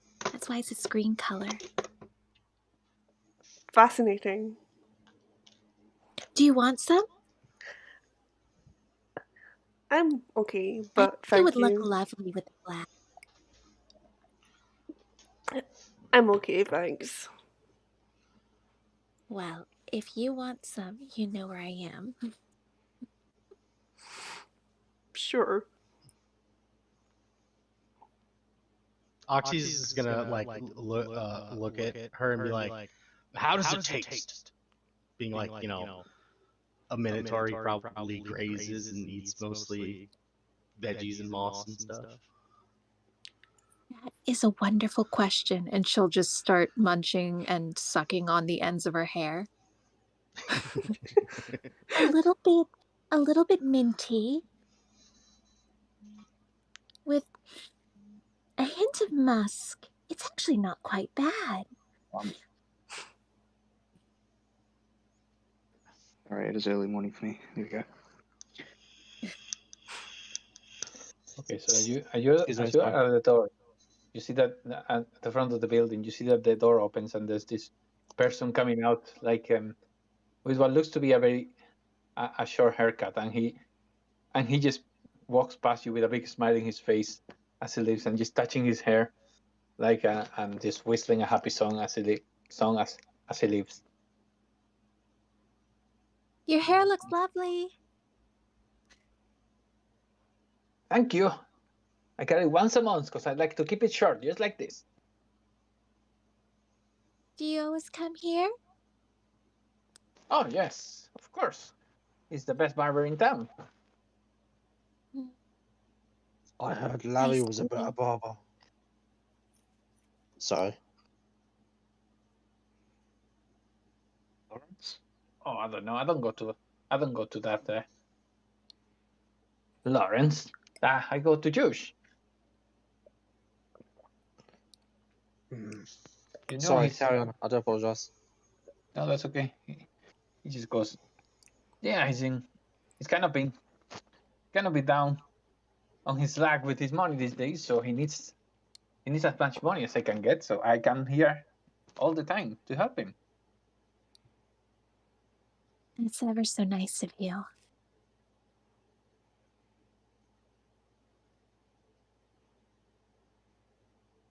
We're all just milling around outside, so Ricky will head on in. Oh, we're going in already. Okay. You go in and you see that at this moment the barber shop is empty apart from like there seems to be Jewish. We're here. And like yeah, sitting beside him in another chair, there's this little girl. And they both seem to be like chatting to each other. And whenever he finishes chatting, she seems to start giggling.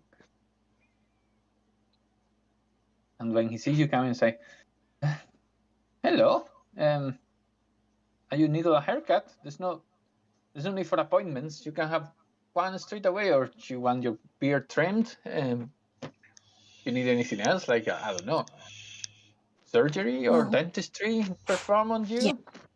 My friend Sariki here, he's in terrible need of a root canal. Yeah, no, Oh, I'd like to He's slightly start holding my mouth as if it hurts. horrible. well, it's only He one chews gold on piece a for a rock. root canal. Yeah, do you want to step into the chair then? Sure. Oh, I'm sorry, how Oh, rude of me. Sariki. My name is Jush Knobs Mops, and this is Mops, my daughter. I points at her. It's a pleasure. And I'll take a look back at the group as if basically communicating, this is not going to last very long.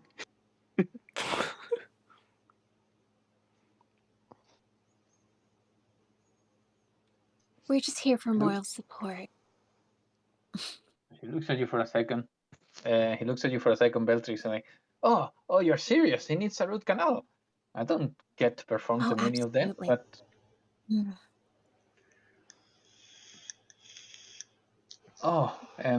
he just goes here and opens this cabinet here and starts grabbing stuff. Looks at a couple of things and like, oh, my equipment is not in good condition today. I need to get it ready for that. I wouldn't like to cause you an infection. Would you be able to come at night tonight? Would that be okay? Sure. You can I can also take you through my list of like hair tonics and dyes. And he points at the cabinet again. You can see that it's got, apart from like barber barbering instruments and stuff, he's got like a shelf full of like bottles with different colors and stuff. Yeah, that sounds interesting. Um, Oxy's gonna be like, well, now that you mention it, I think my mohawk could use a little bit of a trim, and who knows? Do you have any dyes that match my uniform here? Like the red color of my uniform? Sure. I got some rust red, and I got a little bit like kind of like a crimson. Is any a color in particular you're looking for? I think maybe a little bit of a mixture of both, like a bright rust red. Okay, well, take a seat. I'll get some for you. While he is distracted, can I try and speak with his daughter? And yeah. Hey Yeah, what would you there. like? Hi, I'm Mops. Mops is a lovely name. My mother said my hair looks like a mop. Oh, really? Looks a little bit like a mop, maybe. So, what do you and your father do here all day besides giving everyone lovely haircuts? Well, I stay here during the day because that's when my dad is nice to me. Oh, he's not always nice to you? He gets nasty at night, so I lock myself into my room and speak to Wallace, my friend. Is Wallace here now? He doesn't like to. He doesn't like to come downstairs. He just stays in my Oh, room. I see. What does Wallace look like? He's like a nice purple goblin. Oh, I see. He sounds very nice. It's good that you have a friend. Yeah. And at that point, you see that Jush comes here to behind the chair. It's like, okay, let's get that haircut. A little work, and then we'll dye your hair. Mops, go back upstairs. Daddy's got work. Okay, Daddy. While he was like getting the dyes ready, would I have seen any color of purple that looked like it matched the guy from the tavern? His color? Yeah, make a perception check.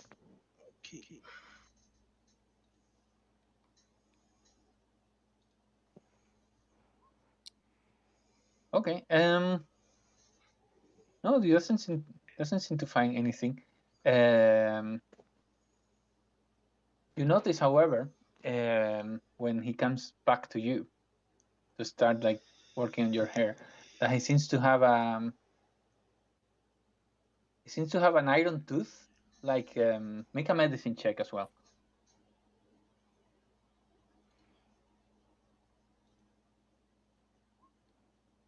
Okay. And like I say, you got a little bit of like medical training because of your job. You know that that iron tooth is replacing his right top bicuspid. Seems to be a bit unusual. Like you notice that the rest of his teeth seem to be in good condition. And yeah, see, as you're noticing that, Mops just goes to this door, and kind of like you hear her steps running and fading as she goes upstairs. At that point, Yush starts working in your hair. And at the same time, he goes, "Oh, I don't have many chairs, but you're free to take a seat while you're waiting for your friend. Please feel free to check my statues. They're only 10 gold pieces. They are really good quality, as you'll be able to see." And he points at this table here where you can see some statues that looks like they look like made of hair, but like that hair looks like solid iron, and it's got like they got like different like abstract shapes. I'd like to try and to attempt something if it's okay. Yeah, what would you like to do? Juge, Yes. I have been sent to collect your debt. Debt? What debt? You borrowed money, and now it's time to pay. I don't have any debt. I paid all my neighbors already. Oh, that's not what I've been told. Well, honestly, I don't know what you're talking about. So I was sent here on a false errand. Well, maybe you've been given misplaced information. I don't know. And I reach across my back to my greatsword. Okay. And what would you like to do? The goblin told me that you owe him money. Can I 10 for an intimidation there? Yeah.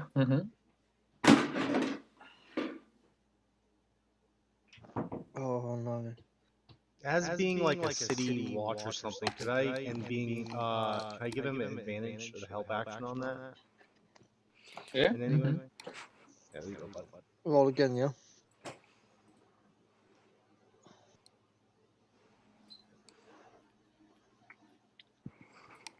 Okay. So 15.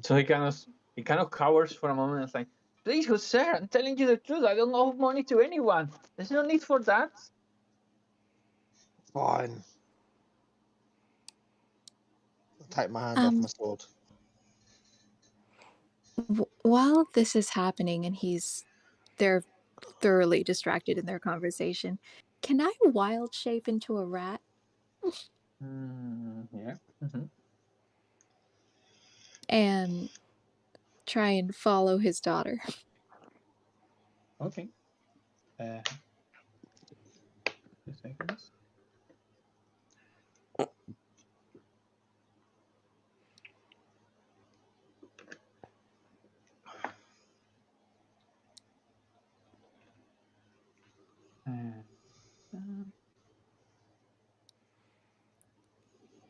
I don't have a rat icon, but I do.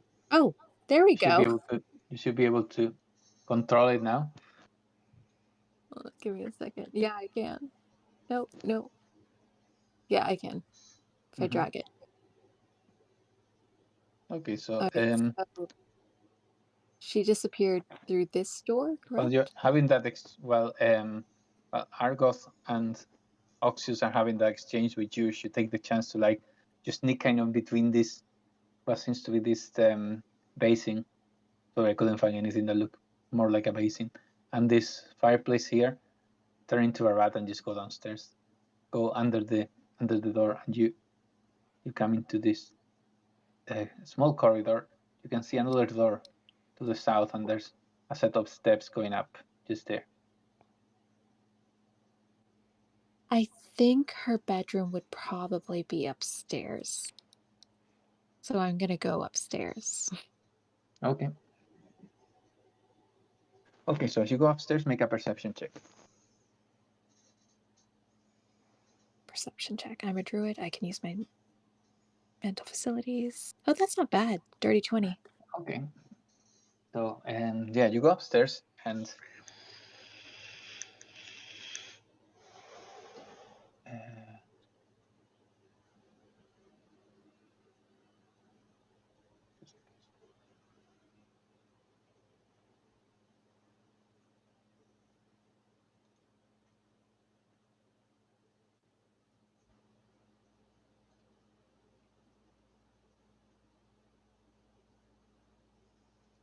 I'm guessing I see a door. Is it possible that I could just try and listen at the door or something? yeah, just gonna move you to the map so you can see what's going on. Oh. So. Oh. Okay. So can you see? So you get to the. Yeah. Can you see this area over here? Yeah. Okay, so you get I there. do. And yeah, as you get there, you hear a voice coming from here, from behind this door. Is it the little girl's voice? Do I recognize that voice? Yes, it's the little girl's voice. It's Mops's voice, and she's saying, but the gnome lady seems nice. We should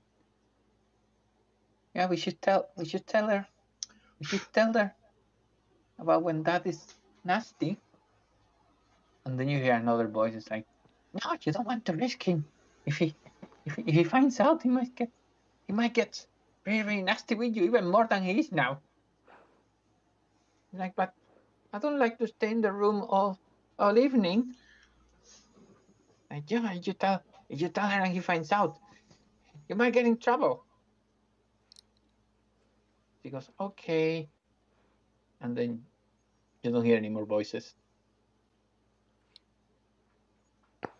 Okay. All right. This is another door. Yeah. Do I hear anything coming from here? Make a perception check. Okay. Oh, I can't guide myself. I'm a rat. 17? Okay. Yeah, you don't hear anything Oh, excuse me, coming from sorry. that door. Okay. I'm not gonna risk it. I'm going to go back downstairs to the party. Okay.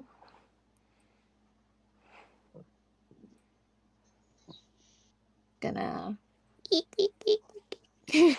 go back to here, transform back into my regular, drop the wild shape, and kind of slink out behind these two. Okay, so when you go back, you see that Yush has almost finished like doing the haircut or like trimming the mohawk, and he says to you, Oxius, like, the dye might take a bit longer. Would you like to come back tonight and we can just finish it then? Yeah, sure. I'll come back with my friend when he gets his dental work done. Yeah, that's great. Well, I close at about 3 o'clock. When I open again at about 7 in the evening. If you're okay to come then, I'll make sure I make time for you, and I don't take any bookings. Okay. Very well. We will see you then.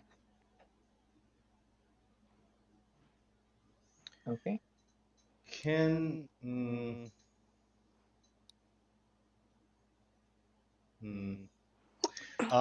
so I'm gonna look. I'm just gonna look at him and be like, so, are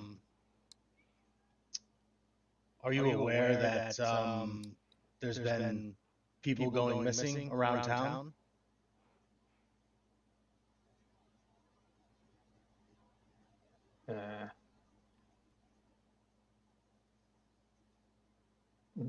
No. Who's been missing? Well, there was a few incidents, and we needed to go around and just check the pulse on anyone who might have any information about that. Apparently, they've been going missing right around this area. You haven't heard of this at all?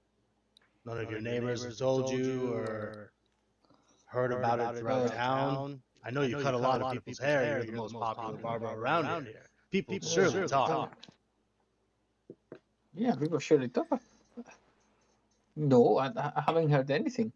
Yeah, can I do an insight check on this guy? Yep.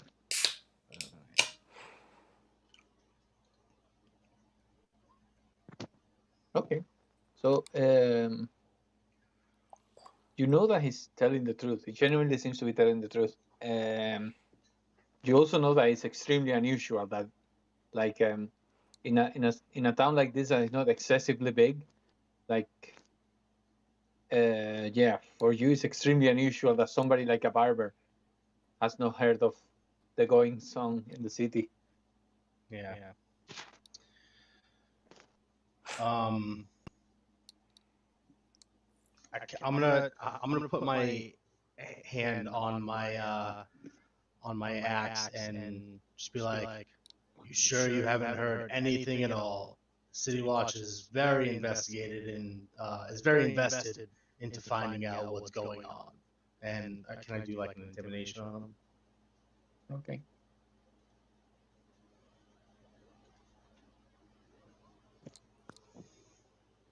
Okay, then he goes, Sir, I'm sure the City Watch would like to find out what's happening, and if something's really happening, yeah, I wish you to find out what it is, but I assure you I cannot tell you anything.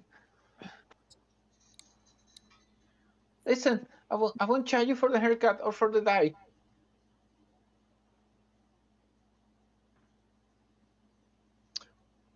Well, of course. I mean, I protect your freedoms every day. I would assume you could give me a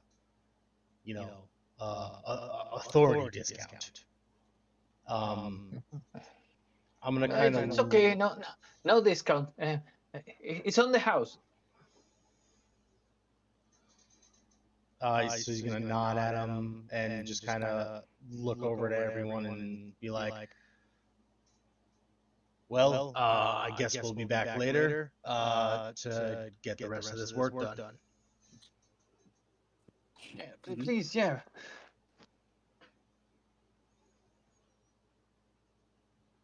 I'll be ready for you.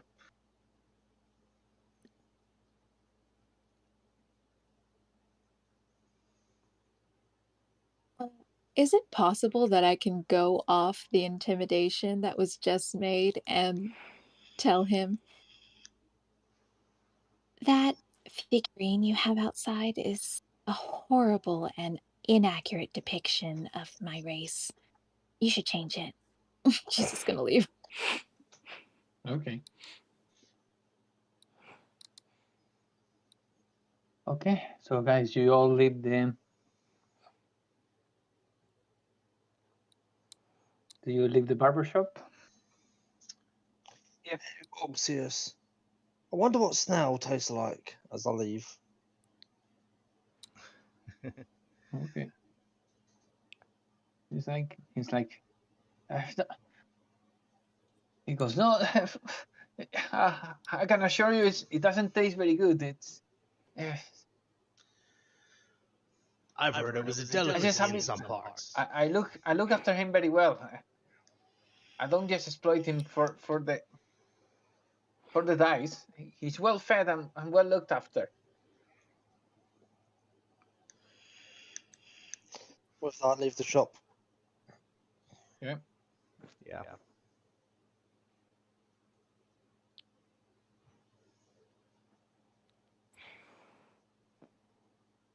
As soon as we're out, Sariki finally stops pretending that his mouth hurts in any way, shape, or form. You are a fantastic actor. Thank you. I believed it. So you came up with it. Maybe when we come back, I'll get in the chair first, so that way this guy something's not right here for sure. Did Bellatrix, did you tell us? Have you started to tell us any information about the little girl that you got? Nope. Okay. All right. I'm just gonna be like, well, this guy seems pretty shady. I'll get my die done first to avoid this guy sticking anything in your mouth, if that helps. We appreciate it. What if we arrest him now and search the property? Could I mean, I guess I would be able to like detain him, tell him he's being detained. Would I have enough information to like justify that? Do you think? I mean, you don't really have any kind of physical evidence. Yeah. You have And Beltrix, you didn't notice any sort of like proof of like physical abuse on mobs. Like when she told you that he's nasty, like yeah, you got the impression that it's just verbally, like, so there wasn't any kind of like evidence of like that he actually, yeah, abuses her Got it. physically, or only like he for what you got from that conversation, he just seems to be really like verbally nasty to her in the evenings. Oh, are we just gonna stand out here until we have to come It's 7 o'clock. inside in the evening? Because if not, does anyone have an extra piece of copper? What do you need it for? There's a wishing well. I'm gonna make a wish. I What a silly pass you. question. I pass you 1 copper. She's gonna throw it into the well. She's gonna be like, "Dear wishing well, I wish for world peace. Thank you." Okay, so you throw the coin into the well. It goes down like 2 to 3 seconds, and you actually hear kind of like a wet noise, but it doesn't seem to be the noise of water. It's kind of a solid noise. That's odd. I drink a lot of water and that's not what it sounds like. Did anyone else hear that? I mean, maybe. Like a quick question for the DM actually. So I didn't get any kind of gold for like my background or anything. Would I have any kind of starting wealth at all? Because I'm currently at 0. Yeah, I mean, it's a one shot, so really at the moment, unless it's like a big expense, you will have enough money for like whatever you need. Okay. Like within reason. Okay.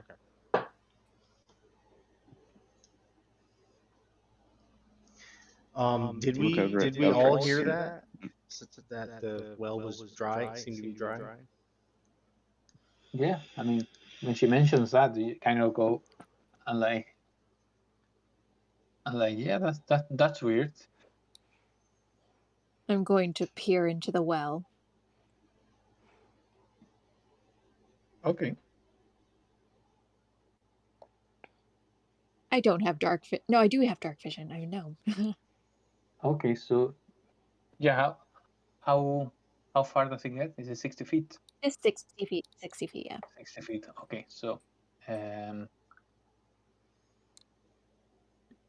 it's actually 20 feet. 20 feet below. Yeah, and you see, like after 20 feet, you see what seems to be like a massive clump of hair, kind of like clogging the well. That's not normal. Can someone is that hair? You guys? I would also like to look down, while Okay, grabbing onto my back and touching the halberd so I have dark vision. that's fine. Yeah, you see the same, like it goes down 20 feet deep, and you can see like a massive clump of hair, like clogging the bottom of the well. Make a perception check. Those of you who are peering into the well. I don't have Oh, dark I'm gonna vision, guide so I myself. probably wouldn't be able to see.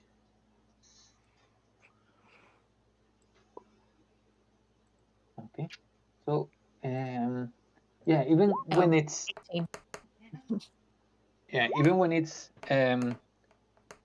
almost imperceptible, but like when you're looking at that, you feel as some sort of draft of cold air just coming from there, but like it tells you that the well goes deeper than 20 feet.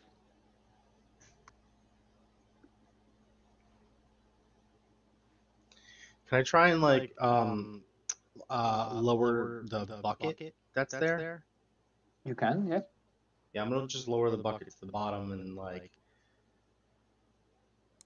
see see if I pull anything at all, I guess. Okay. So yeah, it goes down and it just lands into the clump of hair. Ew. Do you Okay, think all right, this I'm affects gonna my wish? I'm gonna reel it back up. Can I find like some heavy stones or something to put into the bucket? Yes. Mm-hmm. Yeah, I'm gonna fill the bucket up with stones, and then I want to like release it so that it drops hard down onto the clump of hair. Okay. That's fine. So you drop it. Yeah, it lands. It lands with like a wet noise. It was kind of like falling into some sort of like viscous liquid, and at that point you hear a noise, like kind of like metallic noise, and you can actually see how the bucket gets like crushed. You notice how the hair seems to be moving, and then all of a sudden, like you see that the hair itself has turned into metal. Well, that is very strange. The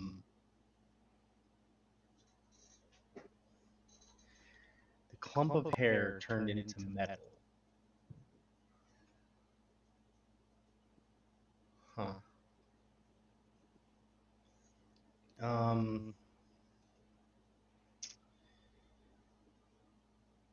Can I do some kind of check to see if I would like know anything about hair turning into metal, or any like creatures or curses or anything like that?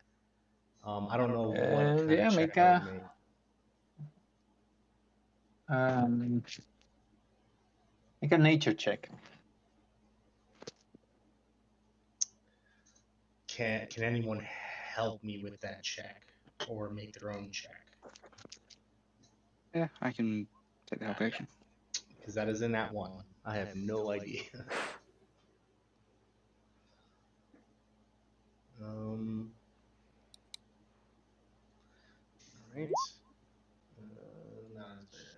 Not as bad, but still not good. Okay. Beltris, would you like to offer guidance? She'll For boop that him on check. the nose. Okay.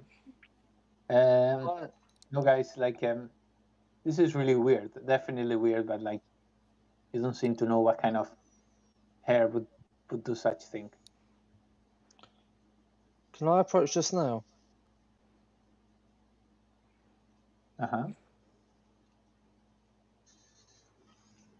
Does it seem hostile towards me? What, the hair? The snail. The snail? No. He's just sitting there. I'm going to cast Speak with Animals. Okay. Nice.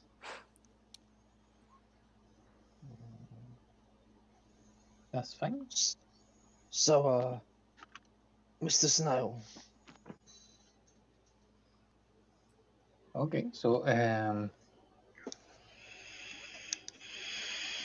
yeah, you can speak with animals. How are you being treated?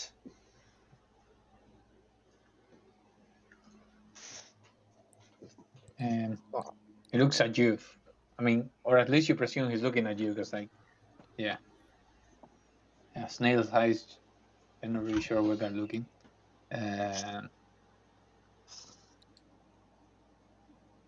Two seconds. Have you seen anything unusual around here? Just goes, no. I just stay in the garden all the time. My master seems to work round the clock all day, but other than that, nothing out of normal. Did he treat you well? He treats me well. Yes, he likes to get my secretions for dyes, but he feeds me well, and he feeds me and gives me water, and I'm happy with the climate in this and the weather in this city. So I'm okay. Yeah, give you water from the well.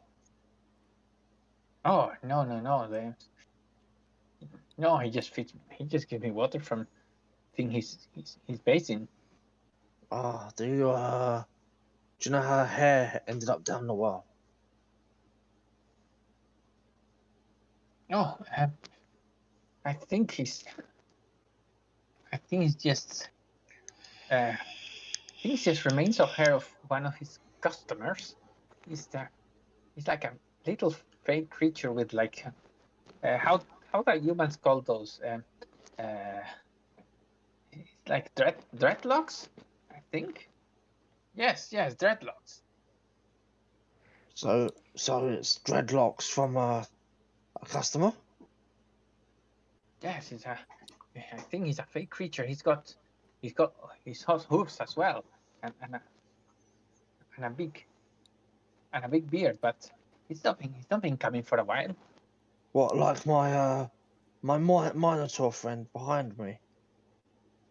Yeah, more like goat hooves, I Oh, think. satyr. I don't know if he's a satyr.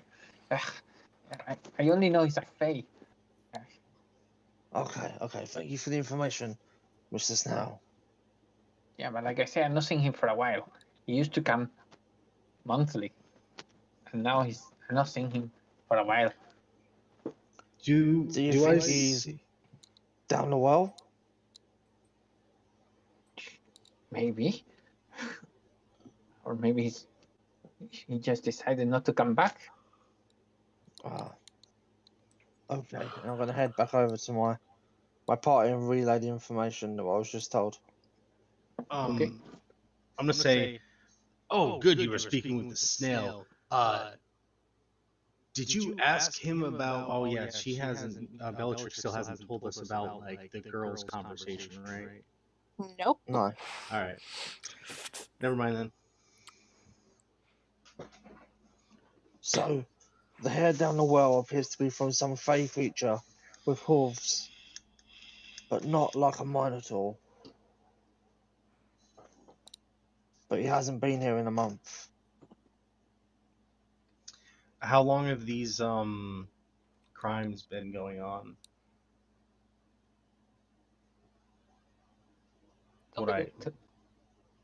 They've been going around for like relatively short period of time, maybe like a month or a month and a half.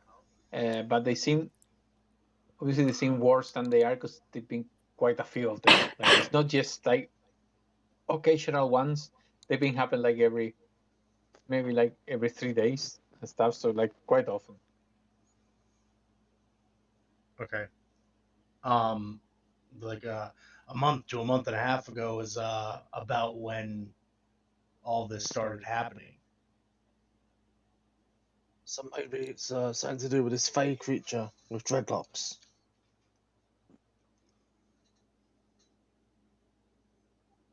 Do you think it has something to do with Wallace? Wallace? Yeah. Who's Wallace? Mops's friend. Oh yeah. So, well, I went upstairs and I was listening at Mops's door and she was talking to someone. Now, at first I thought she was just like a little crazy, but there was actual voices coming from her room and they sounded really concerned. I didn't think it was important enough to tell us this earlier. I could have, yeah. I'm gonna say, hey, maybe go ask the snail if you can still converse with it, if he happens to know or have seen this Wallace. Head back over to Snow. Okay. Mr. Snout, sorry to bother you again. I've just got another question. Uh-huh. Do you know anything about Mops's friend Wallace? Wallace. Wallace. Oh yeah, Wallace. Yeah, he's a. I think he's Mops's imaginary friend. Yeah, I've not seen anyone called Wallace.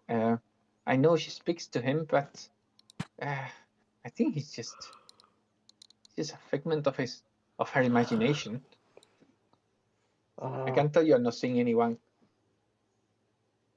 called Wallace coming into the barber shop. Could you keep an eye out for me? Yeah, sure.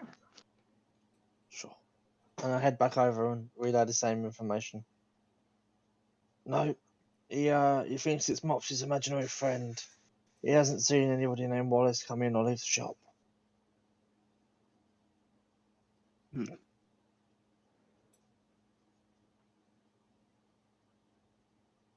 You said you heard Wallace. Do you remember what he said? Well, Mops was complaining because her father keeps her locked away at night. Apparently, he's very, very nasty. Probably very mean.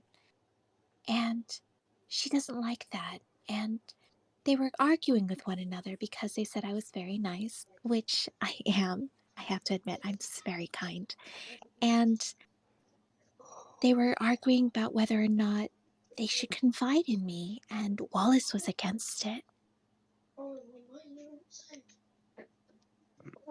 So you telling me that pansy Barber hurts his daughter? I'm not sure if hurt is the correct term, but they did seem very scared of him, like he would yell at them. Hearing this, Oxus is gonna kind of like buff up and start like, like blowing out his nose like in anger. Yeah, she did seem very scared, and her father locks her in every night. So, I don't know.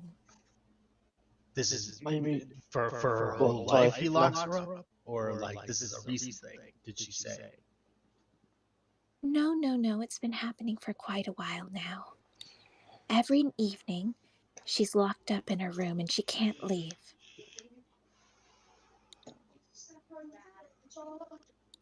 Is it normal for barbershops to like be open in the morning, close for a while, and then open again at night? Is that a normal thing?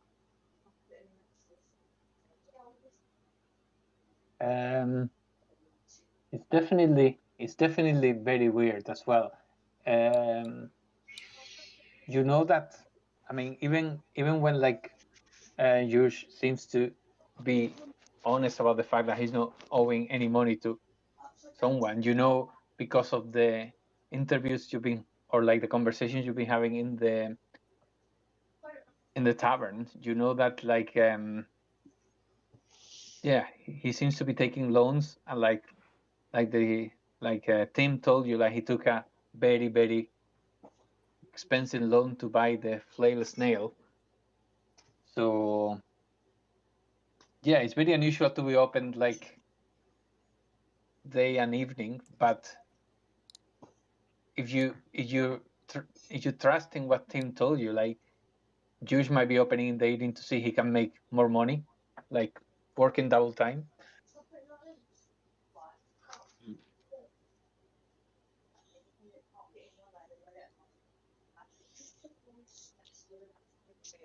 Back in the evening and check this out.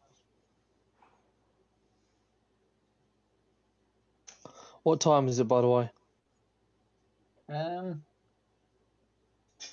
the moment it's like at 2 o'clock in the afternoon.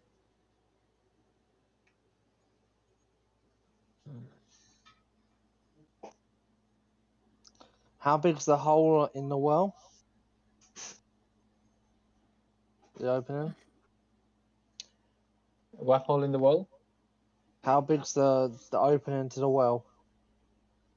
Let's see. So you know that it reaches until the about 20 feet. I think he's asking like how wide. Yeah, could how he fit wide? in it? I think Could is I what fit he's in I it? mean, saying. it's wide enough for someone to fit in there. Yeah.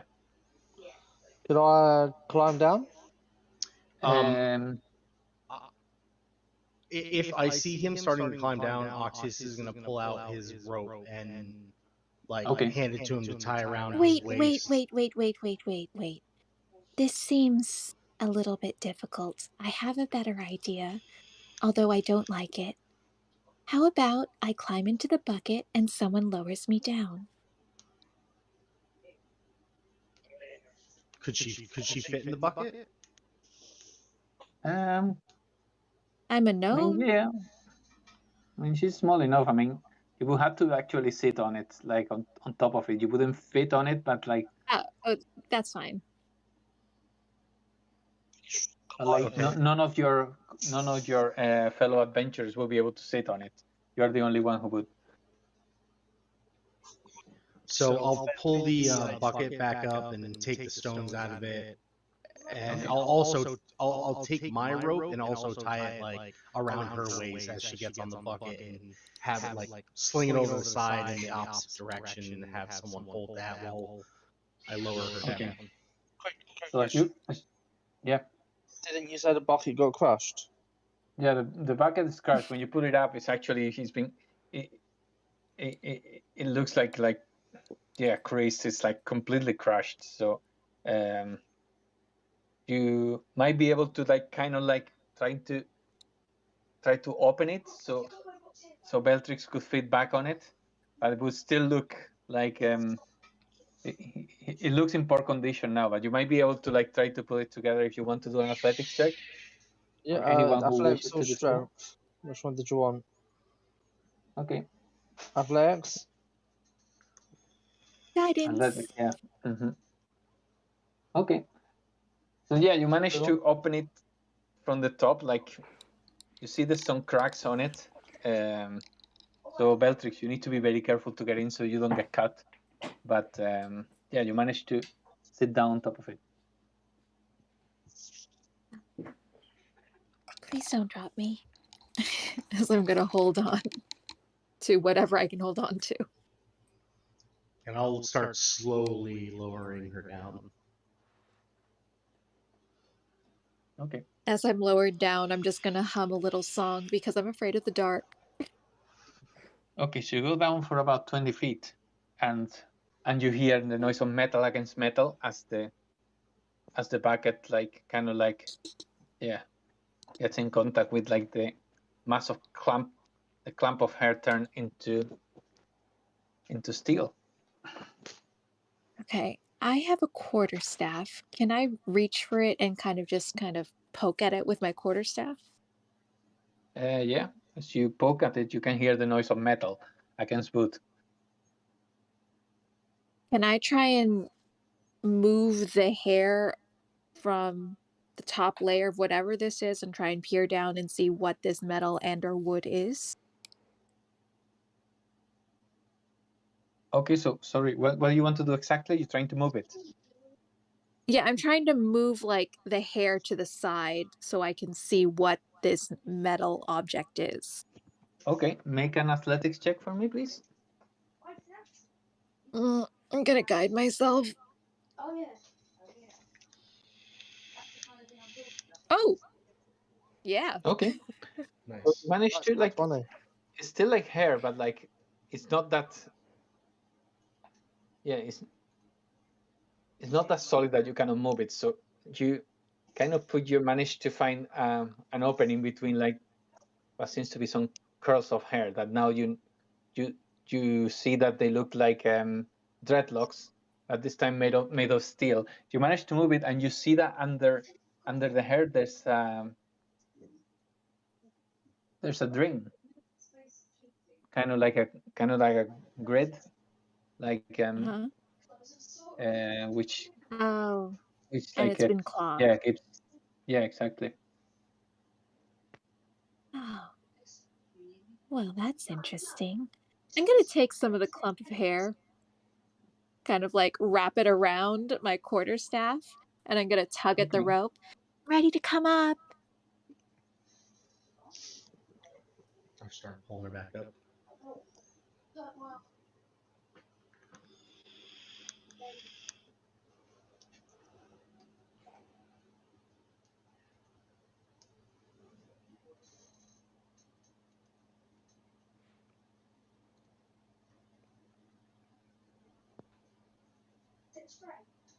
Okay, so what did you do after you come up?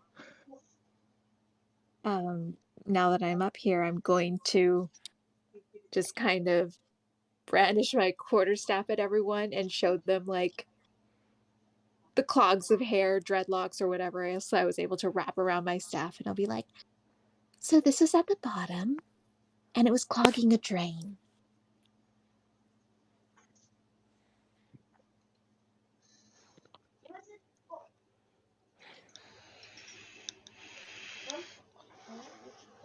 It looks like the dreadlocks that the snail was telling me about. Yeah. Yeah, Mm-hmm. there are many dreadlocks. From the Fae thing. You were talking to a snail? Yes. Oh, I didn't know you could do that. That's wonderful. I have a certain set of skills that allow me to communicate with animals. I'm going to use one of my my divine sense to detect good and evil, and it lets me know the location of any celestial fiend undead within 60 feet. 60 feet. Okay. 2 seconds.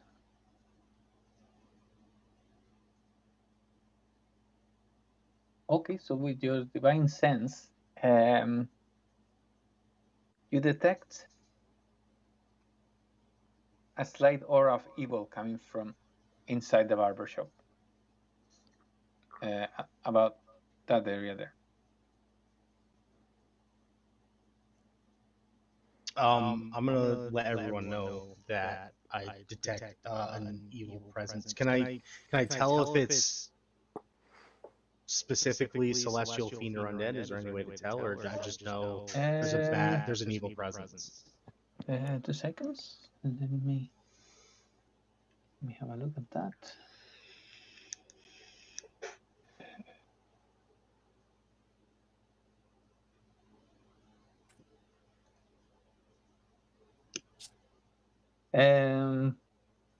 So what can you detect with the divine sense?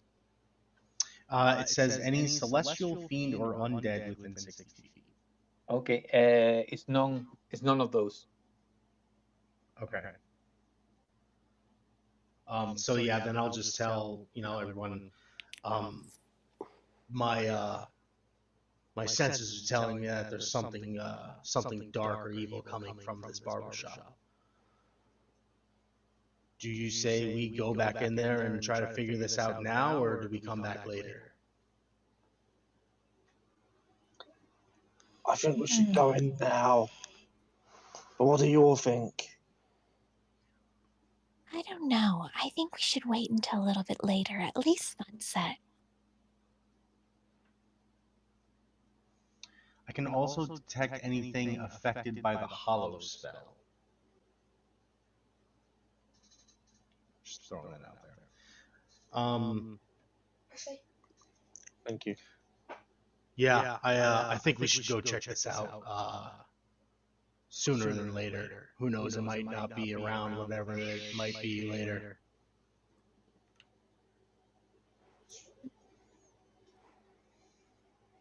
I disagree. I think it happens at sunset when the moon comes out, but if everyone wants to go, I won't argue.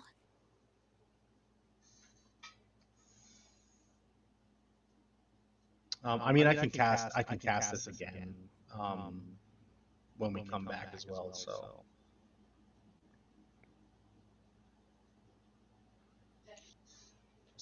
I think now. It's okay. I have be sense, but I don't think it's going to last long enough for the moon to come out to be able to see through the snail's eyes. No, it doesn't. Okay. Would it be possible to go around this shop and just like observe? Are there any other entrances in the back? Yeah, you can. There's no entrance. There's not like a back door, but you can see a window here. It's up here, and that you're the only one who's been upstairs, and you can tell that it leads to Mops's room. Okay. I'm going to go back to the group and I'll be like, I found a window that leads to the daughter's room.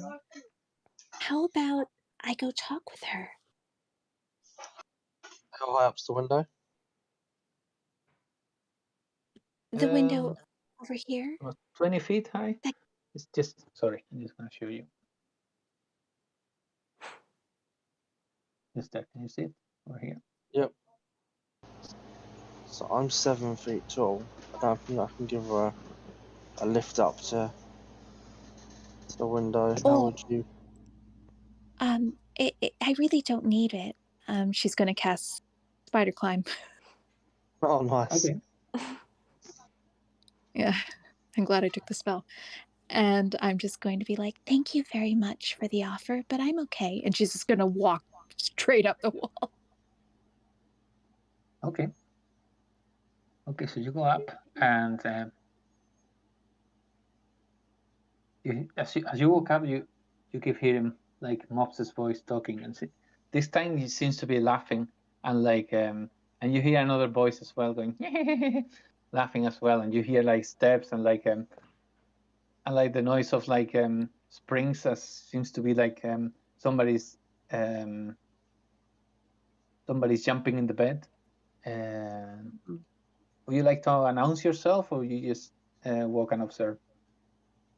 Well, I'm at the window right now, and I'm going to rap lightly on the glass or the frame so she knows that there's a knock, there's someone present, but softly so it doesn't startle her. Okay, so she looks at the window, and yeah, she seems very surprised, and you can see that she looks up to the ceiling and goes with her hands like waving, and you see a purple glow just appearing just in the ceiling for like a second, and then it goes away, and then Out she of looks at you curiosity, again, very very startled. Yes, what would that you like? the purple, I have a few questions. Is it the same purple as the guy's hair in the bar? And no, not really. But Okay. you seem to recall that somebody mentioned that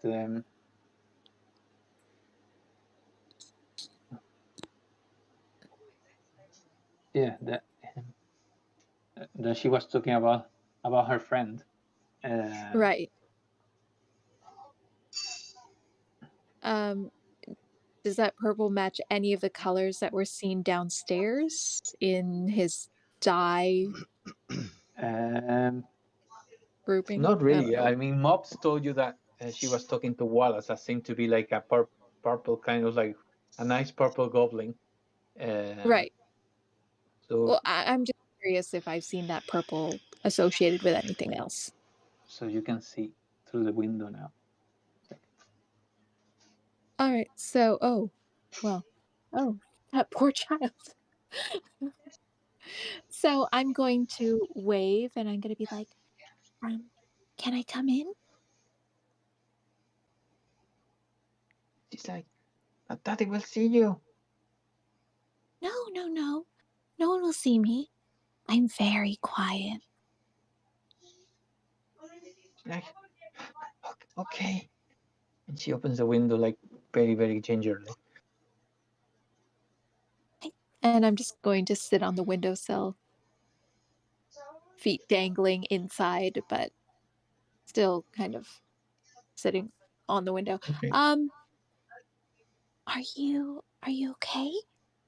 You seemed so sad when we left. No, I'm just sad because the evening will be coming soon, and then Daddy will be screaming at me and locking me in. What does he scream at you about? She just says to me that he has to work. He's very busy at night, and he cannot let me be running around there because I'm just a nuisance. Oh, you're not a nuisance. My friend has a really bad toothache, so he's coming tonight too. Oh, so he's gonna see Daddy without his iron tooth. Then I'm sorry, he's gonna see what? Without his... he's gonna see Daddy without his iron tooth.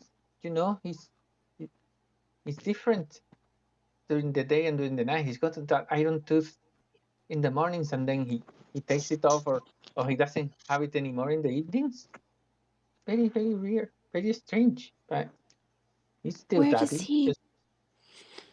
Oh, I'm sure he's still Daddy. Where does he put it? I think he puts it in his cabinet where he's got all his dice and his tools. Oh, I see. And I don't want to scare your friend, but I did hear him. Does he want to come out and say hi? I don't know. He's a bit shy. She'll look up because that's where she saw the purple disappear and go, Wallace, I don't know if you can hear me, but I'm very nice, and I want to help Mops. Okay, make a persuasion check.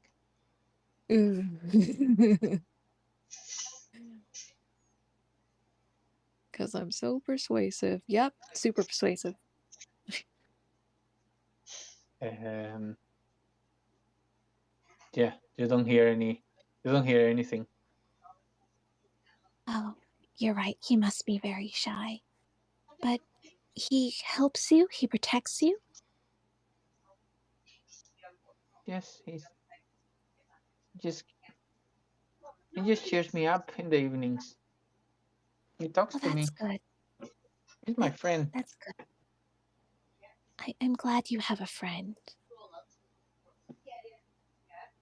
And look, you have another friend, me. Oh, you're gonna be my friend. Well, of Are course you coming I'll be your back to friend. visit?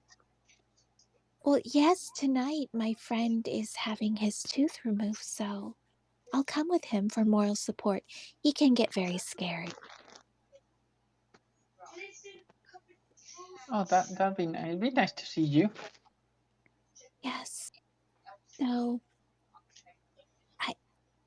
I suppose I'll have to get back to my other friends. Well, see you later then, okay? Take care. Yes. Thank you. See you later. And Spider Clam is active for an hour, so I'm just gonna walk down this wall. Okay. And head on back to the group that are still congregating around this well.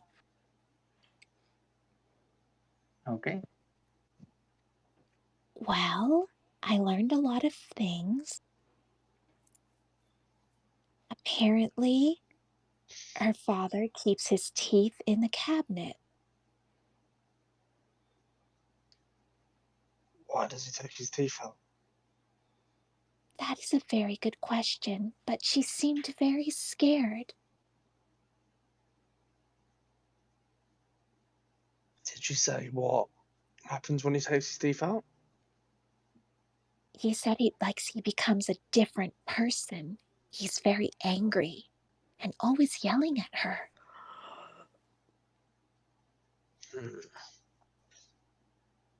So He makes sure that she doesn't leave her room, and she doesn't know what he does downstairs.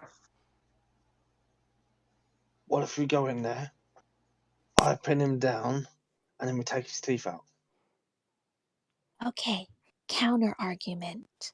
How about we wait for night and you don't scare him? Because, no offense, but you're very intimidating.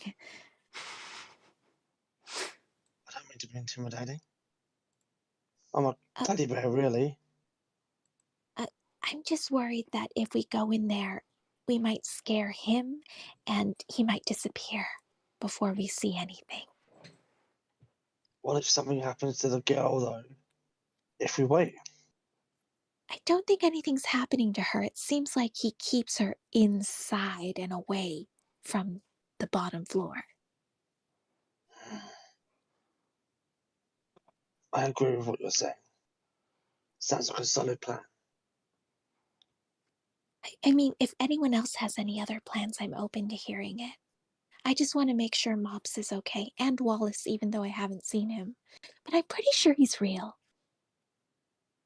I'm open to any plan that involves not having a hole drilled through my tooth for an unnecessary reason. But I think it's probably prudent if we come back later and see what actually happens at night.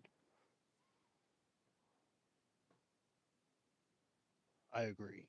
Well, if we're going to come back later, I'm kind of hungry. Can we go eat? The tavern. Okay. One mention of food is all it takes for Sariki.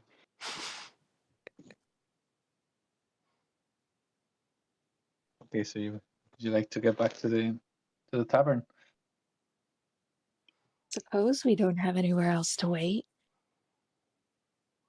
We could maybe question his neighbors that loaned him money if anyone wanted to do that, but if not, I think we know who we're looking for at this point, so maybe unnecessary. Yeah. What's the time now, sorry?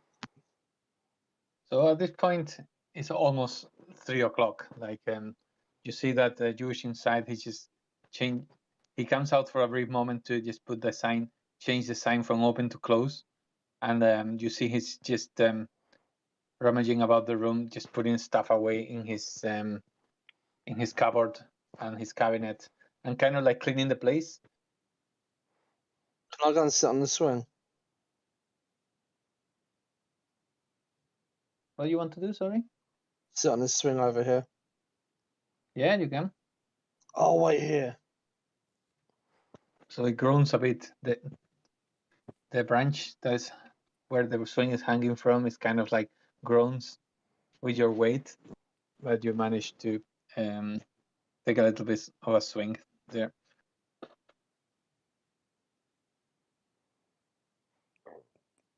It seems quite well built. No, maybe not. I don't want to break it. I'll come with you.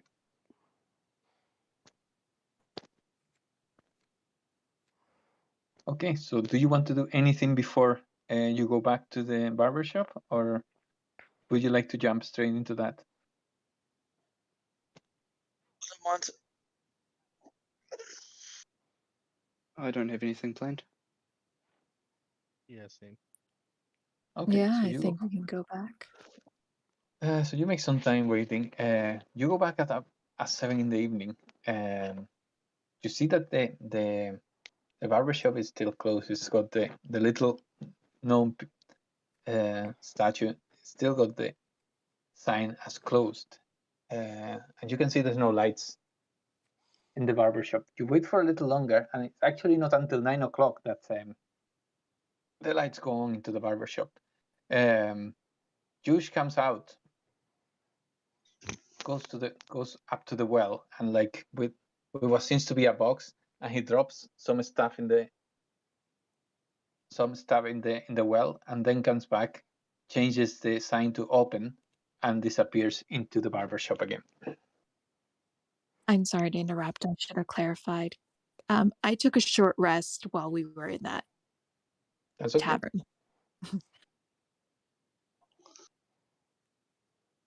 Okay, so yeah, if anyone else wants to take a short rest, any abilities that you got that recharge on a short rest that you have used, you just get them back.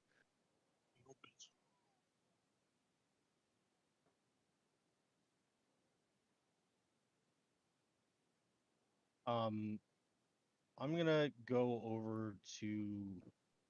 Well, I don't have dark vision, but we saw him drop this something into the well. Yeah. Mm-hmm. So I'm gonna kind of be like, we should probably check out what he just dropped. I don't have dark vision, so I probably can't see down this well. I mean, Yeah, I mean there's like artificial lighting or magical lighting around town. So even when it's dark, you can still see around, but yeah, you cannot see what's in the well unless you have dark vision. Yeah. I'll peer down. Okay. So you see there's more hair there, and it seems to be dreadlocks again. It's more hair and dreadlocks.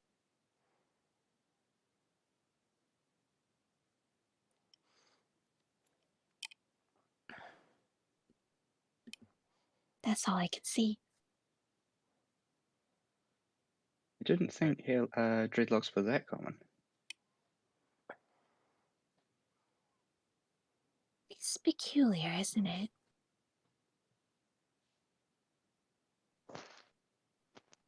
Yeah. Very peculiar. Maybe did Mup say that her dad knew about this Wallace? No. Mops keeps Wallace close to her, and Wallace is very shy. He wouldn't even show himself to me. And I am probably one of the most persuasive people ever.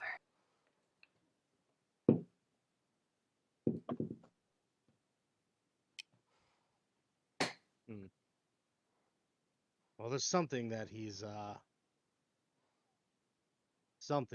trimming, obviously. Probably while he closes his shop down. Well, we do have a legitimate reason to be here. I mean, Sariki's going to get a root canal. Yes, and Oxios is going to get his hair dyed. Yeah. What do you say? Do we head in? I got a few questions for this guy. I think so. Okay. So you go back in. That's good. Yeah. There you go. You find yourselves back in the barber shop. You see just Yush walking around, and when he sees you coming, he's like, "Oh, friends, you came back. Well, I'm ready for you. Who's gonna be first? It's gonna be the dye or the root canal?" Dye my hair first, sir, please. Okay. Let's step into the chair. Come on. I'm just gonna grab the dyes. He just goes into the cabinet and starts like rummaging around, just, like grabbing a couple of bottles, and he shows you two types of red, and it's like, which one do you want? I think you said red rust. I got this one as well. It's nice. Which one would you like? Yeah, kind of do like a little bit of a mixture of the two. I want like a bright crimson red and a rust red. So make it. Okay. Do I see his tooth in his mouth? Yeah, you notice that yeah, this morning he had an iron tooth and he doesn't seem to have it anymore. What happened to your tooth? There. It Oh, appeared it's this just morning you had a. yeah, it's just a toothcase. It's a bit sensitive, so I put it in the morning just because it's sensitive to the heat, but I don't need it at night because it's quite cool at night. So I just put it away just to give it a rest because it's kind of like squeezes my gum. While he's rummaging around, can I just come up behind him and go, Wow, you have so many colors. And I'm just it's going to thanks to kind my. of get up in his business and start kind of peering over his shoulder and being very nosy and trying to reach for things, just being a nuisance. What's Okay. this? Oh, You go. what's this over here? And how about this one? Yeah, well, that's deal. That's kind of like lemon. I got plenty of colors. I just do lots of them. You know the And I'm going little to take a snail. bunch of colors in my hands and I'm going to try and look like I accidentally drop them. He's like, Oh, eh, I am so sorry. I'm a little clumsy. he's like, it's okay. I can make more. But like you can hear the annoyance in his voice. Is he like leaning down to clean up the mess? He's just trying to ignore you. He doesn't seem to like pay attention to the mess. You see that he's just trying to like grab the bottles that he just took, just trying to grab them and take them away to. He's just trying to walk towards this table where you can see that it's some sort of like bowl where he's probably intending to mix the colors, but like he also like keeps looking at you as if like he doesn't want to leave you alone next to the cabinet. While he's being distracted, can I head for the door? You can, yeah. Yep. Once I am being as noisy as possible. Okay, so Can I sneakily head to the door? yeah, when he make a opens make a stealth check Oh, with no. advantage because Beltris is distracting him. Stealth.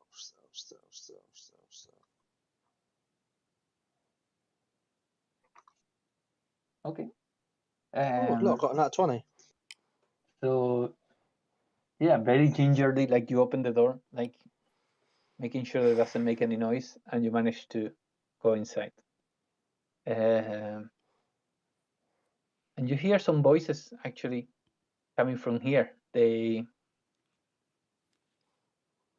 yeah, there's voices talking to each other. What languages do you speak?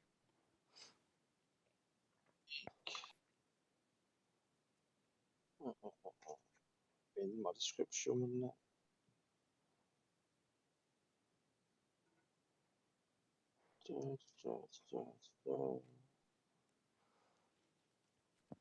I can't find it, I'm going to be honest. Features and traits. I do also want to say I'm casting Divine Sense again. Okay. While I speak Giant and Goblin. Okay, so you don't understand any of the. You don't understand the language that I'm speaking. You only hear like really screechy voices saying like that. I very cautiously push the door open. Okay, make a stealth check again. This time straight roll.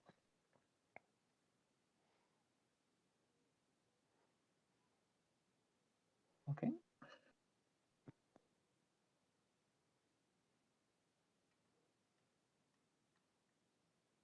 Okay, so are you open it all or just a little? Just enough for me to see inside. Okay. So, okay, you open the door a little bit. It opens. It opens this way. Okay, and open a little bit, and you can see. You can see what seems to be like a line of shelves just on this side. Sorry, just on this side, which are full of like things of different colors that seem to be like tonics and stuff. And also, you see, I'm just going to show you in a second.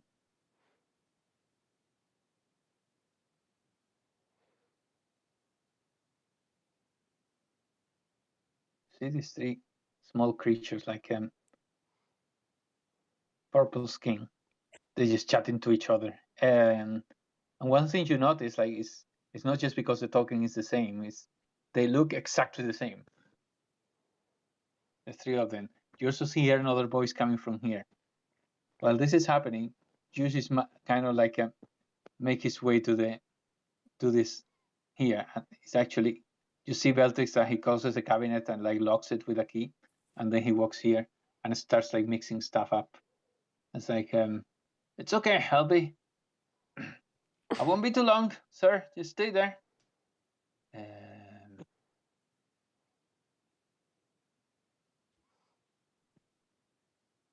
Mm, 2 seconds. I think Beltrix is going to look directly at Amicia.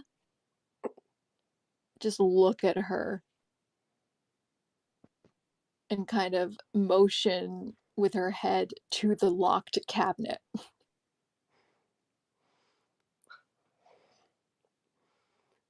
I'm gonna Well, message into Bellatrix's head and be like, "What are you trying to tell me?" It's locked. You can't open things. You can.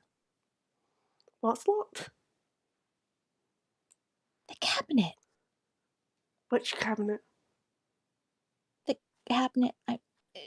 Bellatrix is just going to gesture like right next to her. The cabinet that's right in front of me that's holding everything that he doesn't want us to see. Oh, right. Can you keep him distracted? yeah, I'm gonna get up out of my chair and kind of stand next to him because he's like mixing the hair dyes for me at the moment, right? Yeah, so I'm like just kind of distract him and be like, no, a little bit lighter, or no, a little bit more of the rust. Okay. Can I push the door open the rest of the way? And yes. Mm-hmm. But I'm drawing my great sword at the same time, just in case. Okay. That's fine. So you open the rest of the door.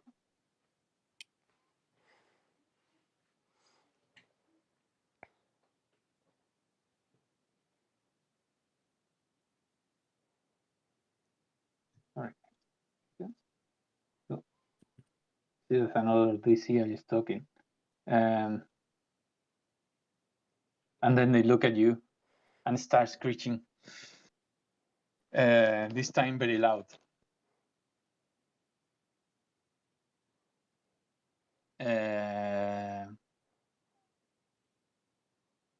What languages do you guys speak, the rest of you? Does anyone speak Abyssal? Yeah, Oxus does, yeah. Okay, so yeah, so Oxus, you hear voices coming from here say, "Boss, trouble, trouble!" And with my divine sense being up, did I detect that there was like evil? Who is evil in the immediate area?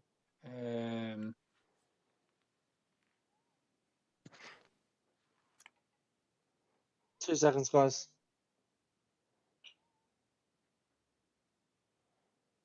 I'm coming, babe. Give me 2 seconds. You detected this time Yush is like yeah, emanating evil from every part of his body. Okay, 1 second. Sorry, hold on.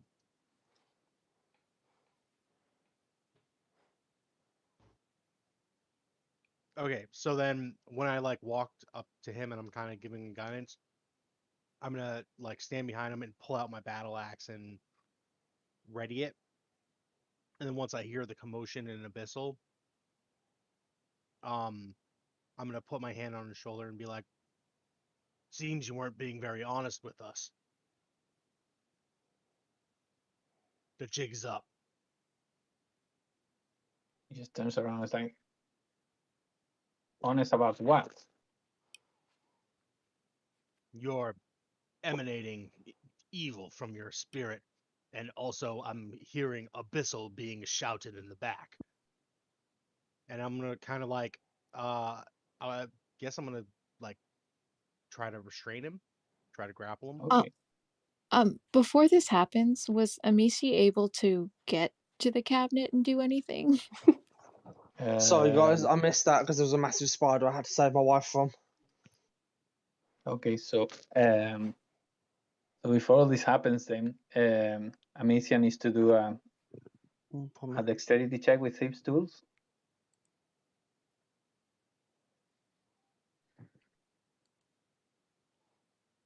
What do you need from me, sorry? It's Amicia Nothing. who needs to Okay. make a dexterity check with Thieves' Tools. Okay. Yeah, so you managed to open the cabinet.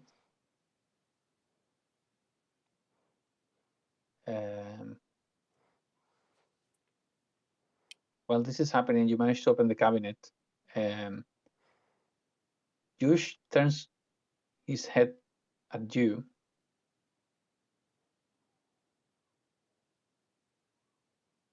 And you see a slight change in him.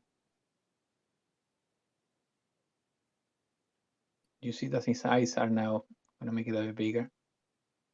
A low bright red. And looks at you just like, you just kind of stick your nose in your business, can't you? This is my business, and I'm gonna attempt to like restrain him. Okay. Make an athletics check. Seriously, he did not snap in every ghost. Not good.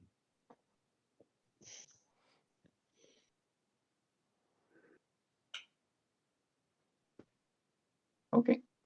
So managed to restrain. Oh no, hold on. Is this one the one? Yeah, it is.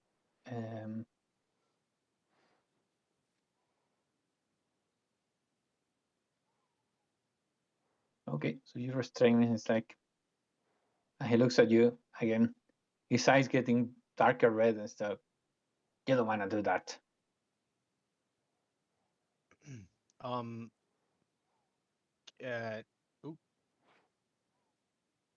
Can I take out my manacles and to, like shackle him, his hands behind his back? You can try, yeah. Would that be like another athletics? Yes, it's gonna have to be another athletics because he's trying to get out of the way.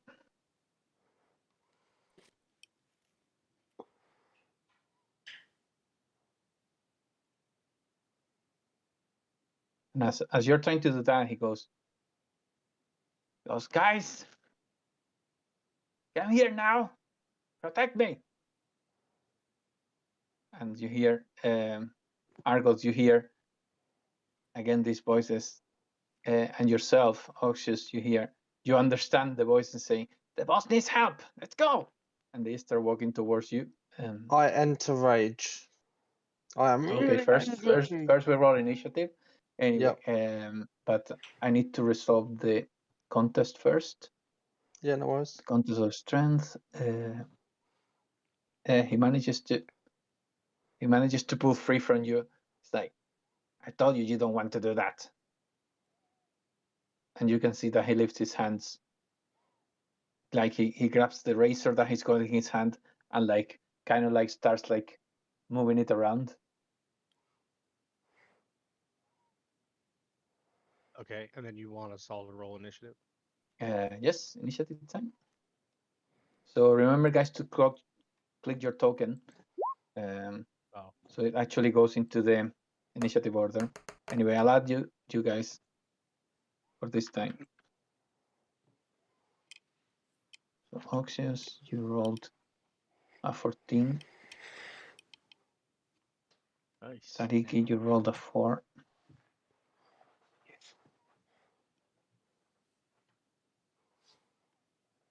Okay, so that's the 5 of yous. There you go. And I'm gonna roll for my guys.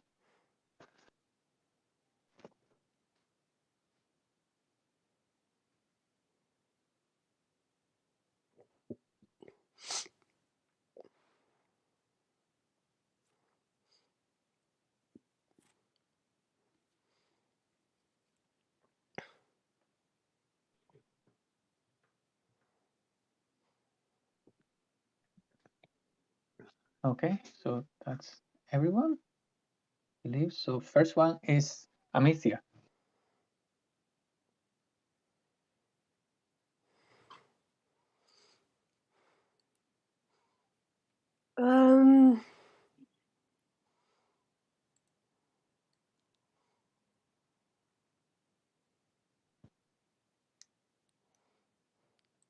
So it's actually about 15 feet away from you. So we're counting just the. I'm gonna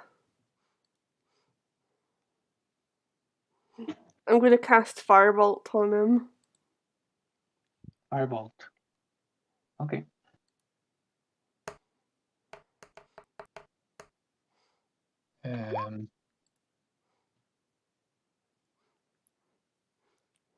That's okay, a 15. that hits.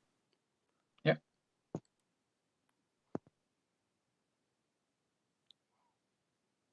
Okay, so you hit it with the firebolt and you see how his shirt like catches fire and he screams with pain. And at this point,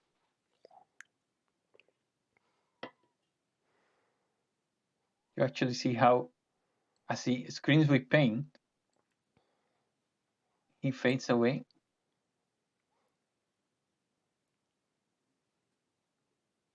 He disappears. Yep.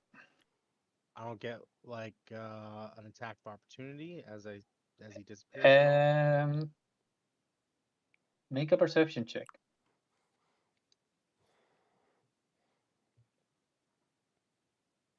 Okay. You just feel that he's not there anymore. It's not like he's like run away. He just seems to have like vanished him out of thin air.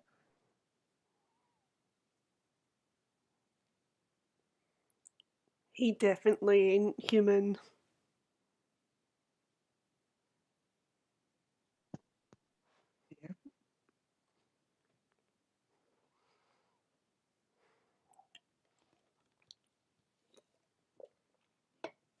Okay, so Amicia, is that your turn? Yeah. Okay. So next one is this guy here.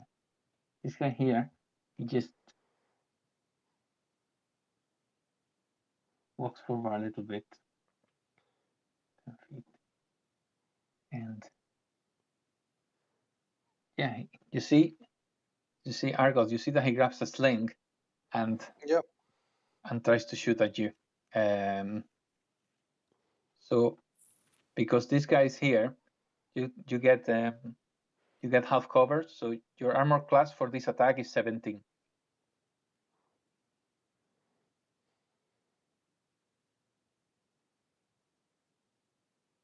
It rolls an 18, fortunately, so it hits you with the sling, and you're gonna take 3 points of bludgeoning damage. Okay. And as he hits you, you can see him like jumping around. He goes,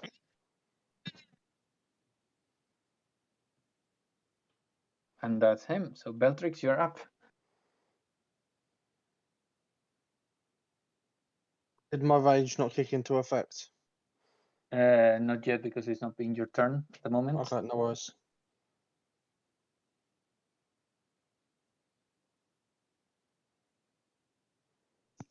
So Beltrix, you're up.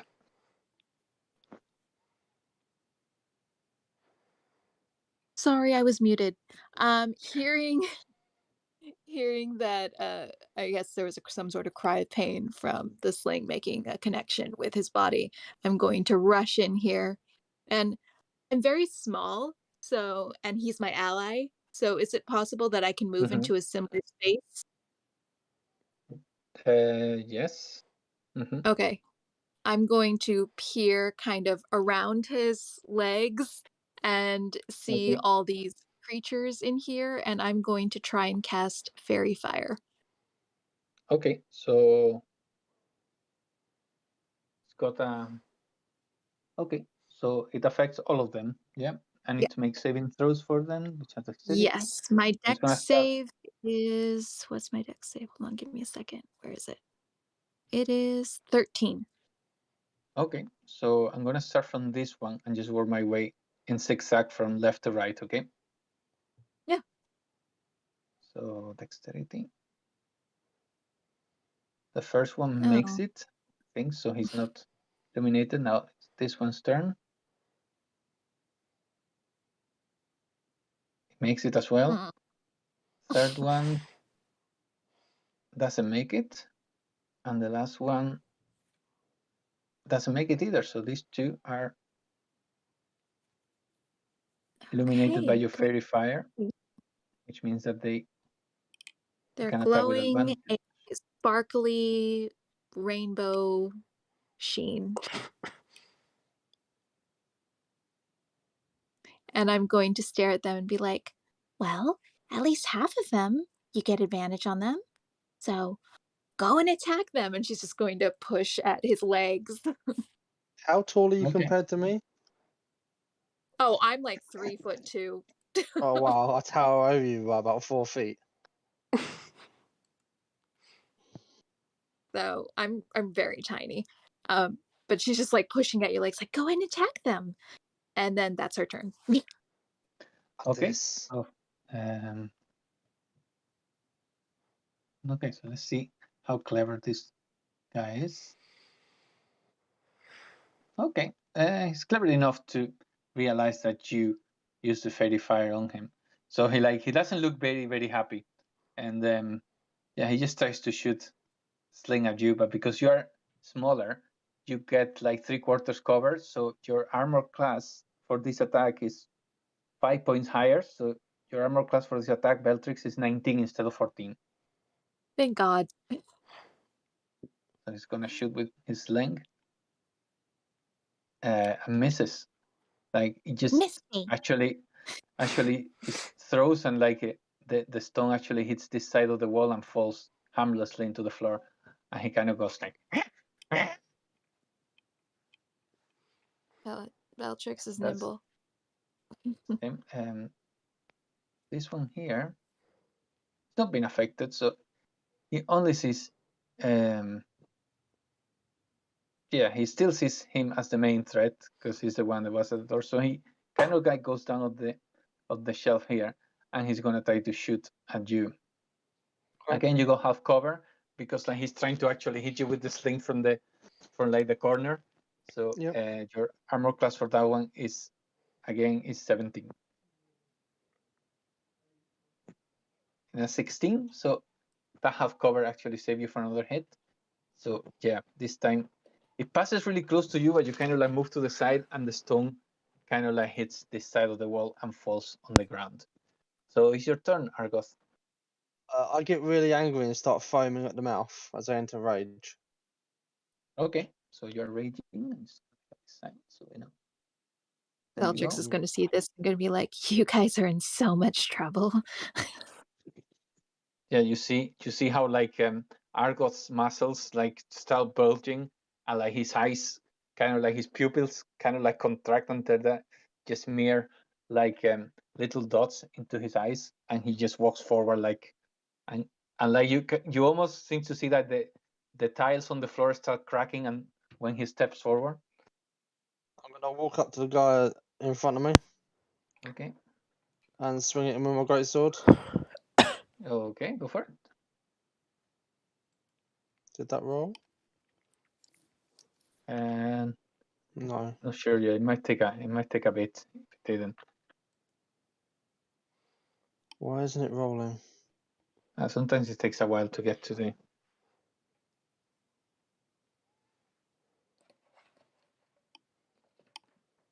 Well, for some reason, it's not letting me. You can roll manually in Roll20 if you want. You see the bar on the left, and it's got an icon that looks like a die. Yep. Just roll a d20 and add your modifiers. So whatever you roll in that bar, just add. I don't get why it's not for everything it's let me. Oh, that's why. There we go. Attack. I should have rolled. Yep. Yeah, we see it. Okay, so 11 is not gonna hit, fortunately. Okay, I action surge. Okay. Oh, you got extra attack as well, yeah, or you multi-classed. I'm multi-classed into fighter, Ah, so I okay, don't get so the you don't extra have, stat. yeah, you don't have multi So I can, so, extra so I attack. can Yeah. So action, yeah, you can action search. Go for it. and go for another swing.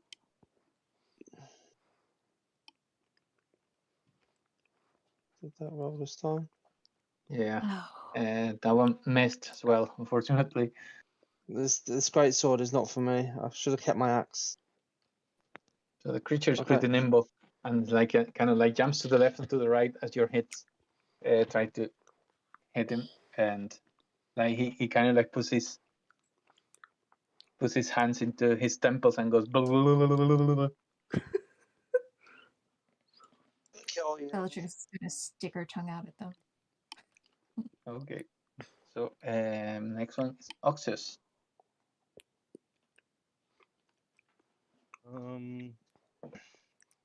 Can I like just as like a free action just reach my hand out to where he was standing when he vanished and see if I can feel anything? Yeah, there's nothing there, no. I'm assuming my divine sense ended, maybe already. It says How it long? lasts. How long does it last for? Until the end of my next turn from when I cast it. I cast it when I was basically standing right behind it.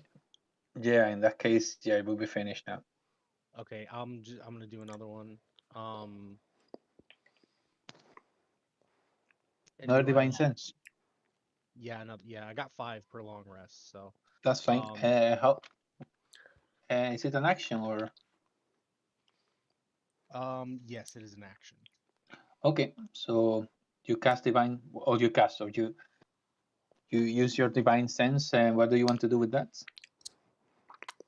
To see if I can like see his like evil aura some in the vicinity. Scan the room, yeah, that's fine. Yeah. So you scan the room quickly, and you actually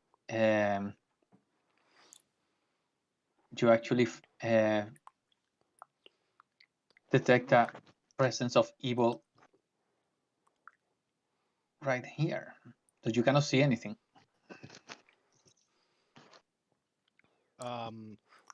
Okay. How far away is the back of the chair from me? Would you say it's at least 20 feet? It's just 15 feet. So, I mean, to the chair, it would take you 10 feet to get there. If you get to the area where you detect the presence of evil, it will be 15 feet to get here. Okay, so then can I say I take 5 steps back to kind of get a running head start and use the remaining to get to there, so that way I move 20 feet total, and I'm going to use my Goring Rush as my bonus action? Okay, yeah. So you can do that. You're trying to attack, yeah?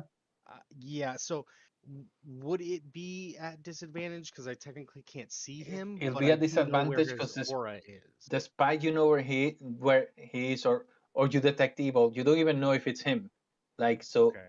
so you kind of like yeah, you will attack with disadvantage because you cannot see what's happening. Okay. Oh. 10. Okay, so you go there and you kind of like when you get here, you stop short against it. You kind of like swing with your head to do that Goring Rush, but like yeah, even when you feel a rush of air just coming from in front of you, which you presume it is as whatever is in front of you is kind of like dodging. You also have the impression that it dodged your attack by the skin of its teeth, whatever is here. But unfortunately, you don't manage to hit. Okay, then I'm just gonna kind of yell out. I think he turned invisible. He's in this area behind the chair. If you guys can cordon him off. And I think that'll be it because I use my action, my bonus action, not full movement, but I'm not gonna move just in case he gets some sort of opportunity. Okay. So next one is gonna be this creature here. This creature here, it's got its dagger in its hand, and it's gonna try to attack here. It's actually a short sword, not a dagger. Yes.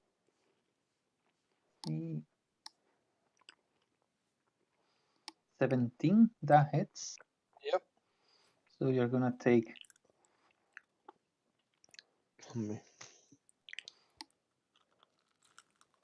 half damage of whatever I roll, because you're raging now. You take 1 point of piercing damage. Is that all you've got? And what's your size? 7 Argos? feet. Yeah, but in terms of game, Large. large. Okay, that's fine. So yeah, it just hits you, and you can see actually, like as it hits you, you can see how this guy like kind of like joins with him shoulder to shoulder, and they're trying to push you, but yeah, they don't manage to do anything about that. Pass.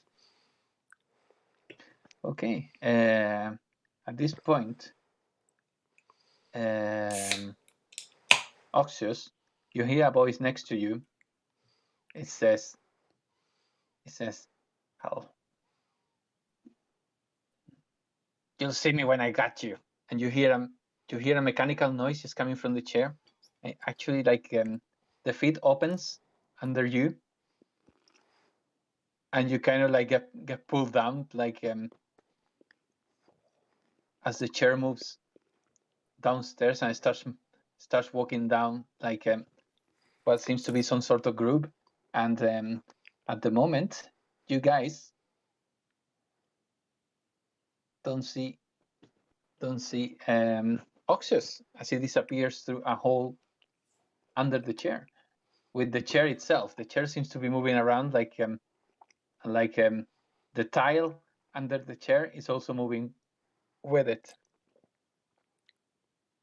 I wouldn't get You like actually, a deck save or anything for that. you can try, yeah.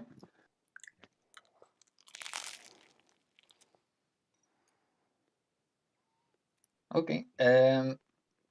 You try to jump out of the way, but like yeah, it kind of like catches you off balance, and it just takes you downstairs. And I'm gonna show you when you get through.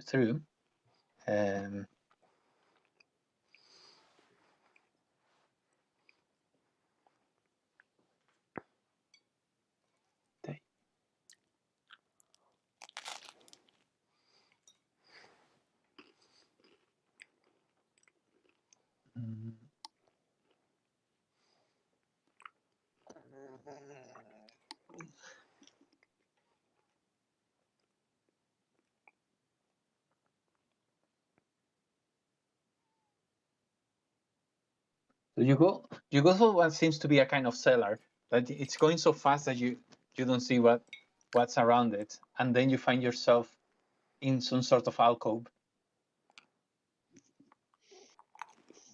just down here. And as you see yourself there, like with yours just turn visible now, yeah, you see that there's a kind of like a groove on the floor that seems to be what was moved the chair all the way down here.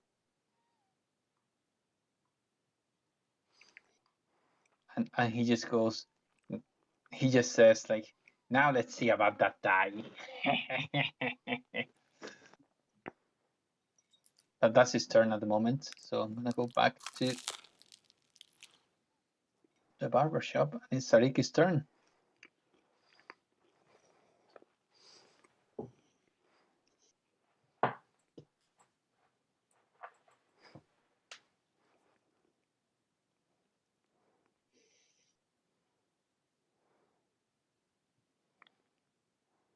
So Sariki, what would you like to do?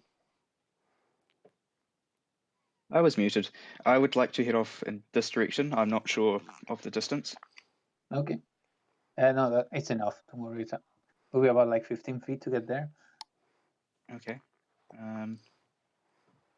Probably more specifically trying to angle for somewhere where I can aim a hit. You can Something like that. aim from there. You just Okay. yeah, fine. I won't give this guy half cover because it's like, yeah. Argoth is tall enough that you could shoot through his legs. So if you want to do a range attack, like you could do that like without any sort of like penalty to his arm. Yeah. I mean, I wouldn't give him extra cover. That's what I mean. Sorry. Yeah, see, I use halberd, so I've got reach, but how else Can they hear probably in the me? way. Oh, Albert. Okay. Yeah. That would be a bit more complicated. I'd have to back up, and I can't invoke opportunity attack if I do.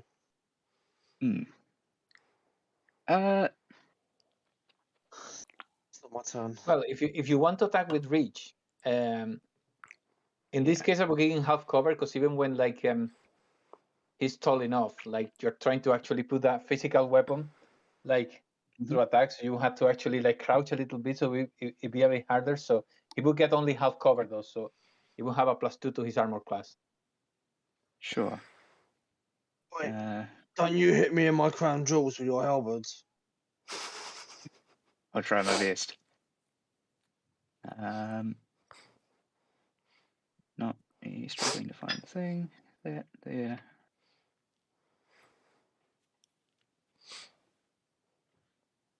Oh, so That one. yeah, unfortunately the halberd doesn't hit.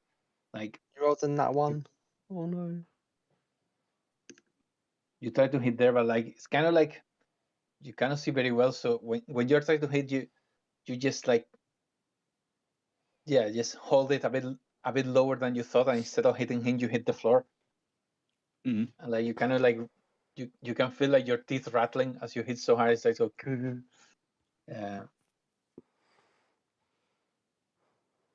I'm so glad you didn't hit me. Okay. Yes. So guys, that will be the end of the turn. We will go back to Amicia. It's getting quite late. There's still a while to play from the game. Would you just like to continue in another session? I'd be happy to if it was the same time. It's next week, say. Yeah. I think I will be free next week. Yeah. Oh, no, actually next week. No, it will be in 2 weeks' time. I'm gonna say I'm on holiday next week, so Okay. I won't be around.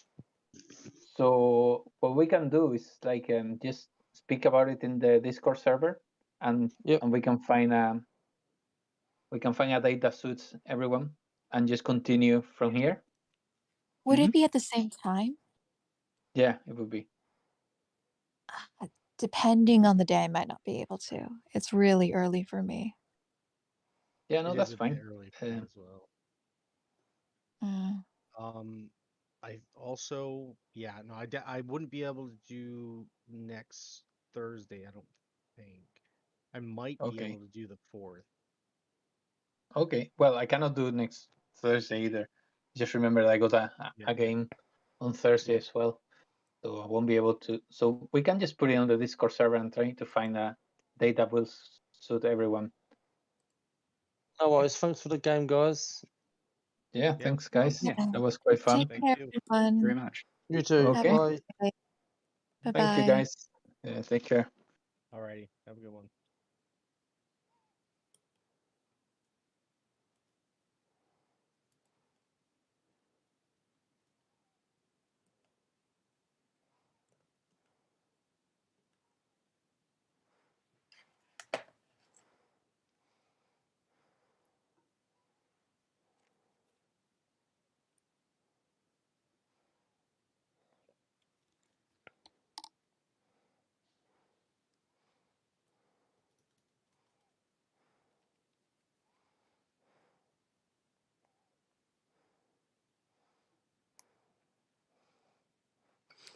Thanks to everyone who joined us tonight. We'll be reading out to Kara Conves. We'll be continuing this adventure soon. May the fate of the dice roll over in your favour. Bye, guys.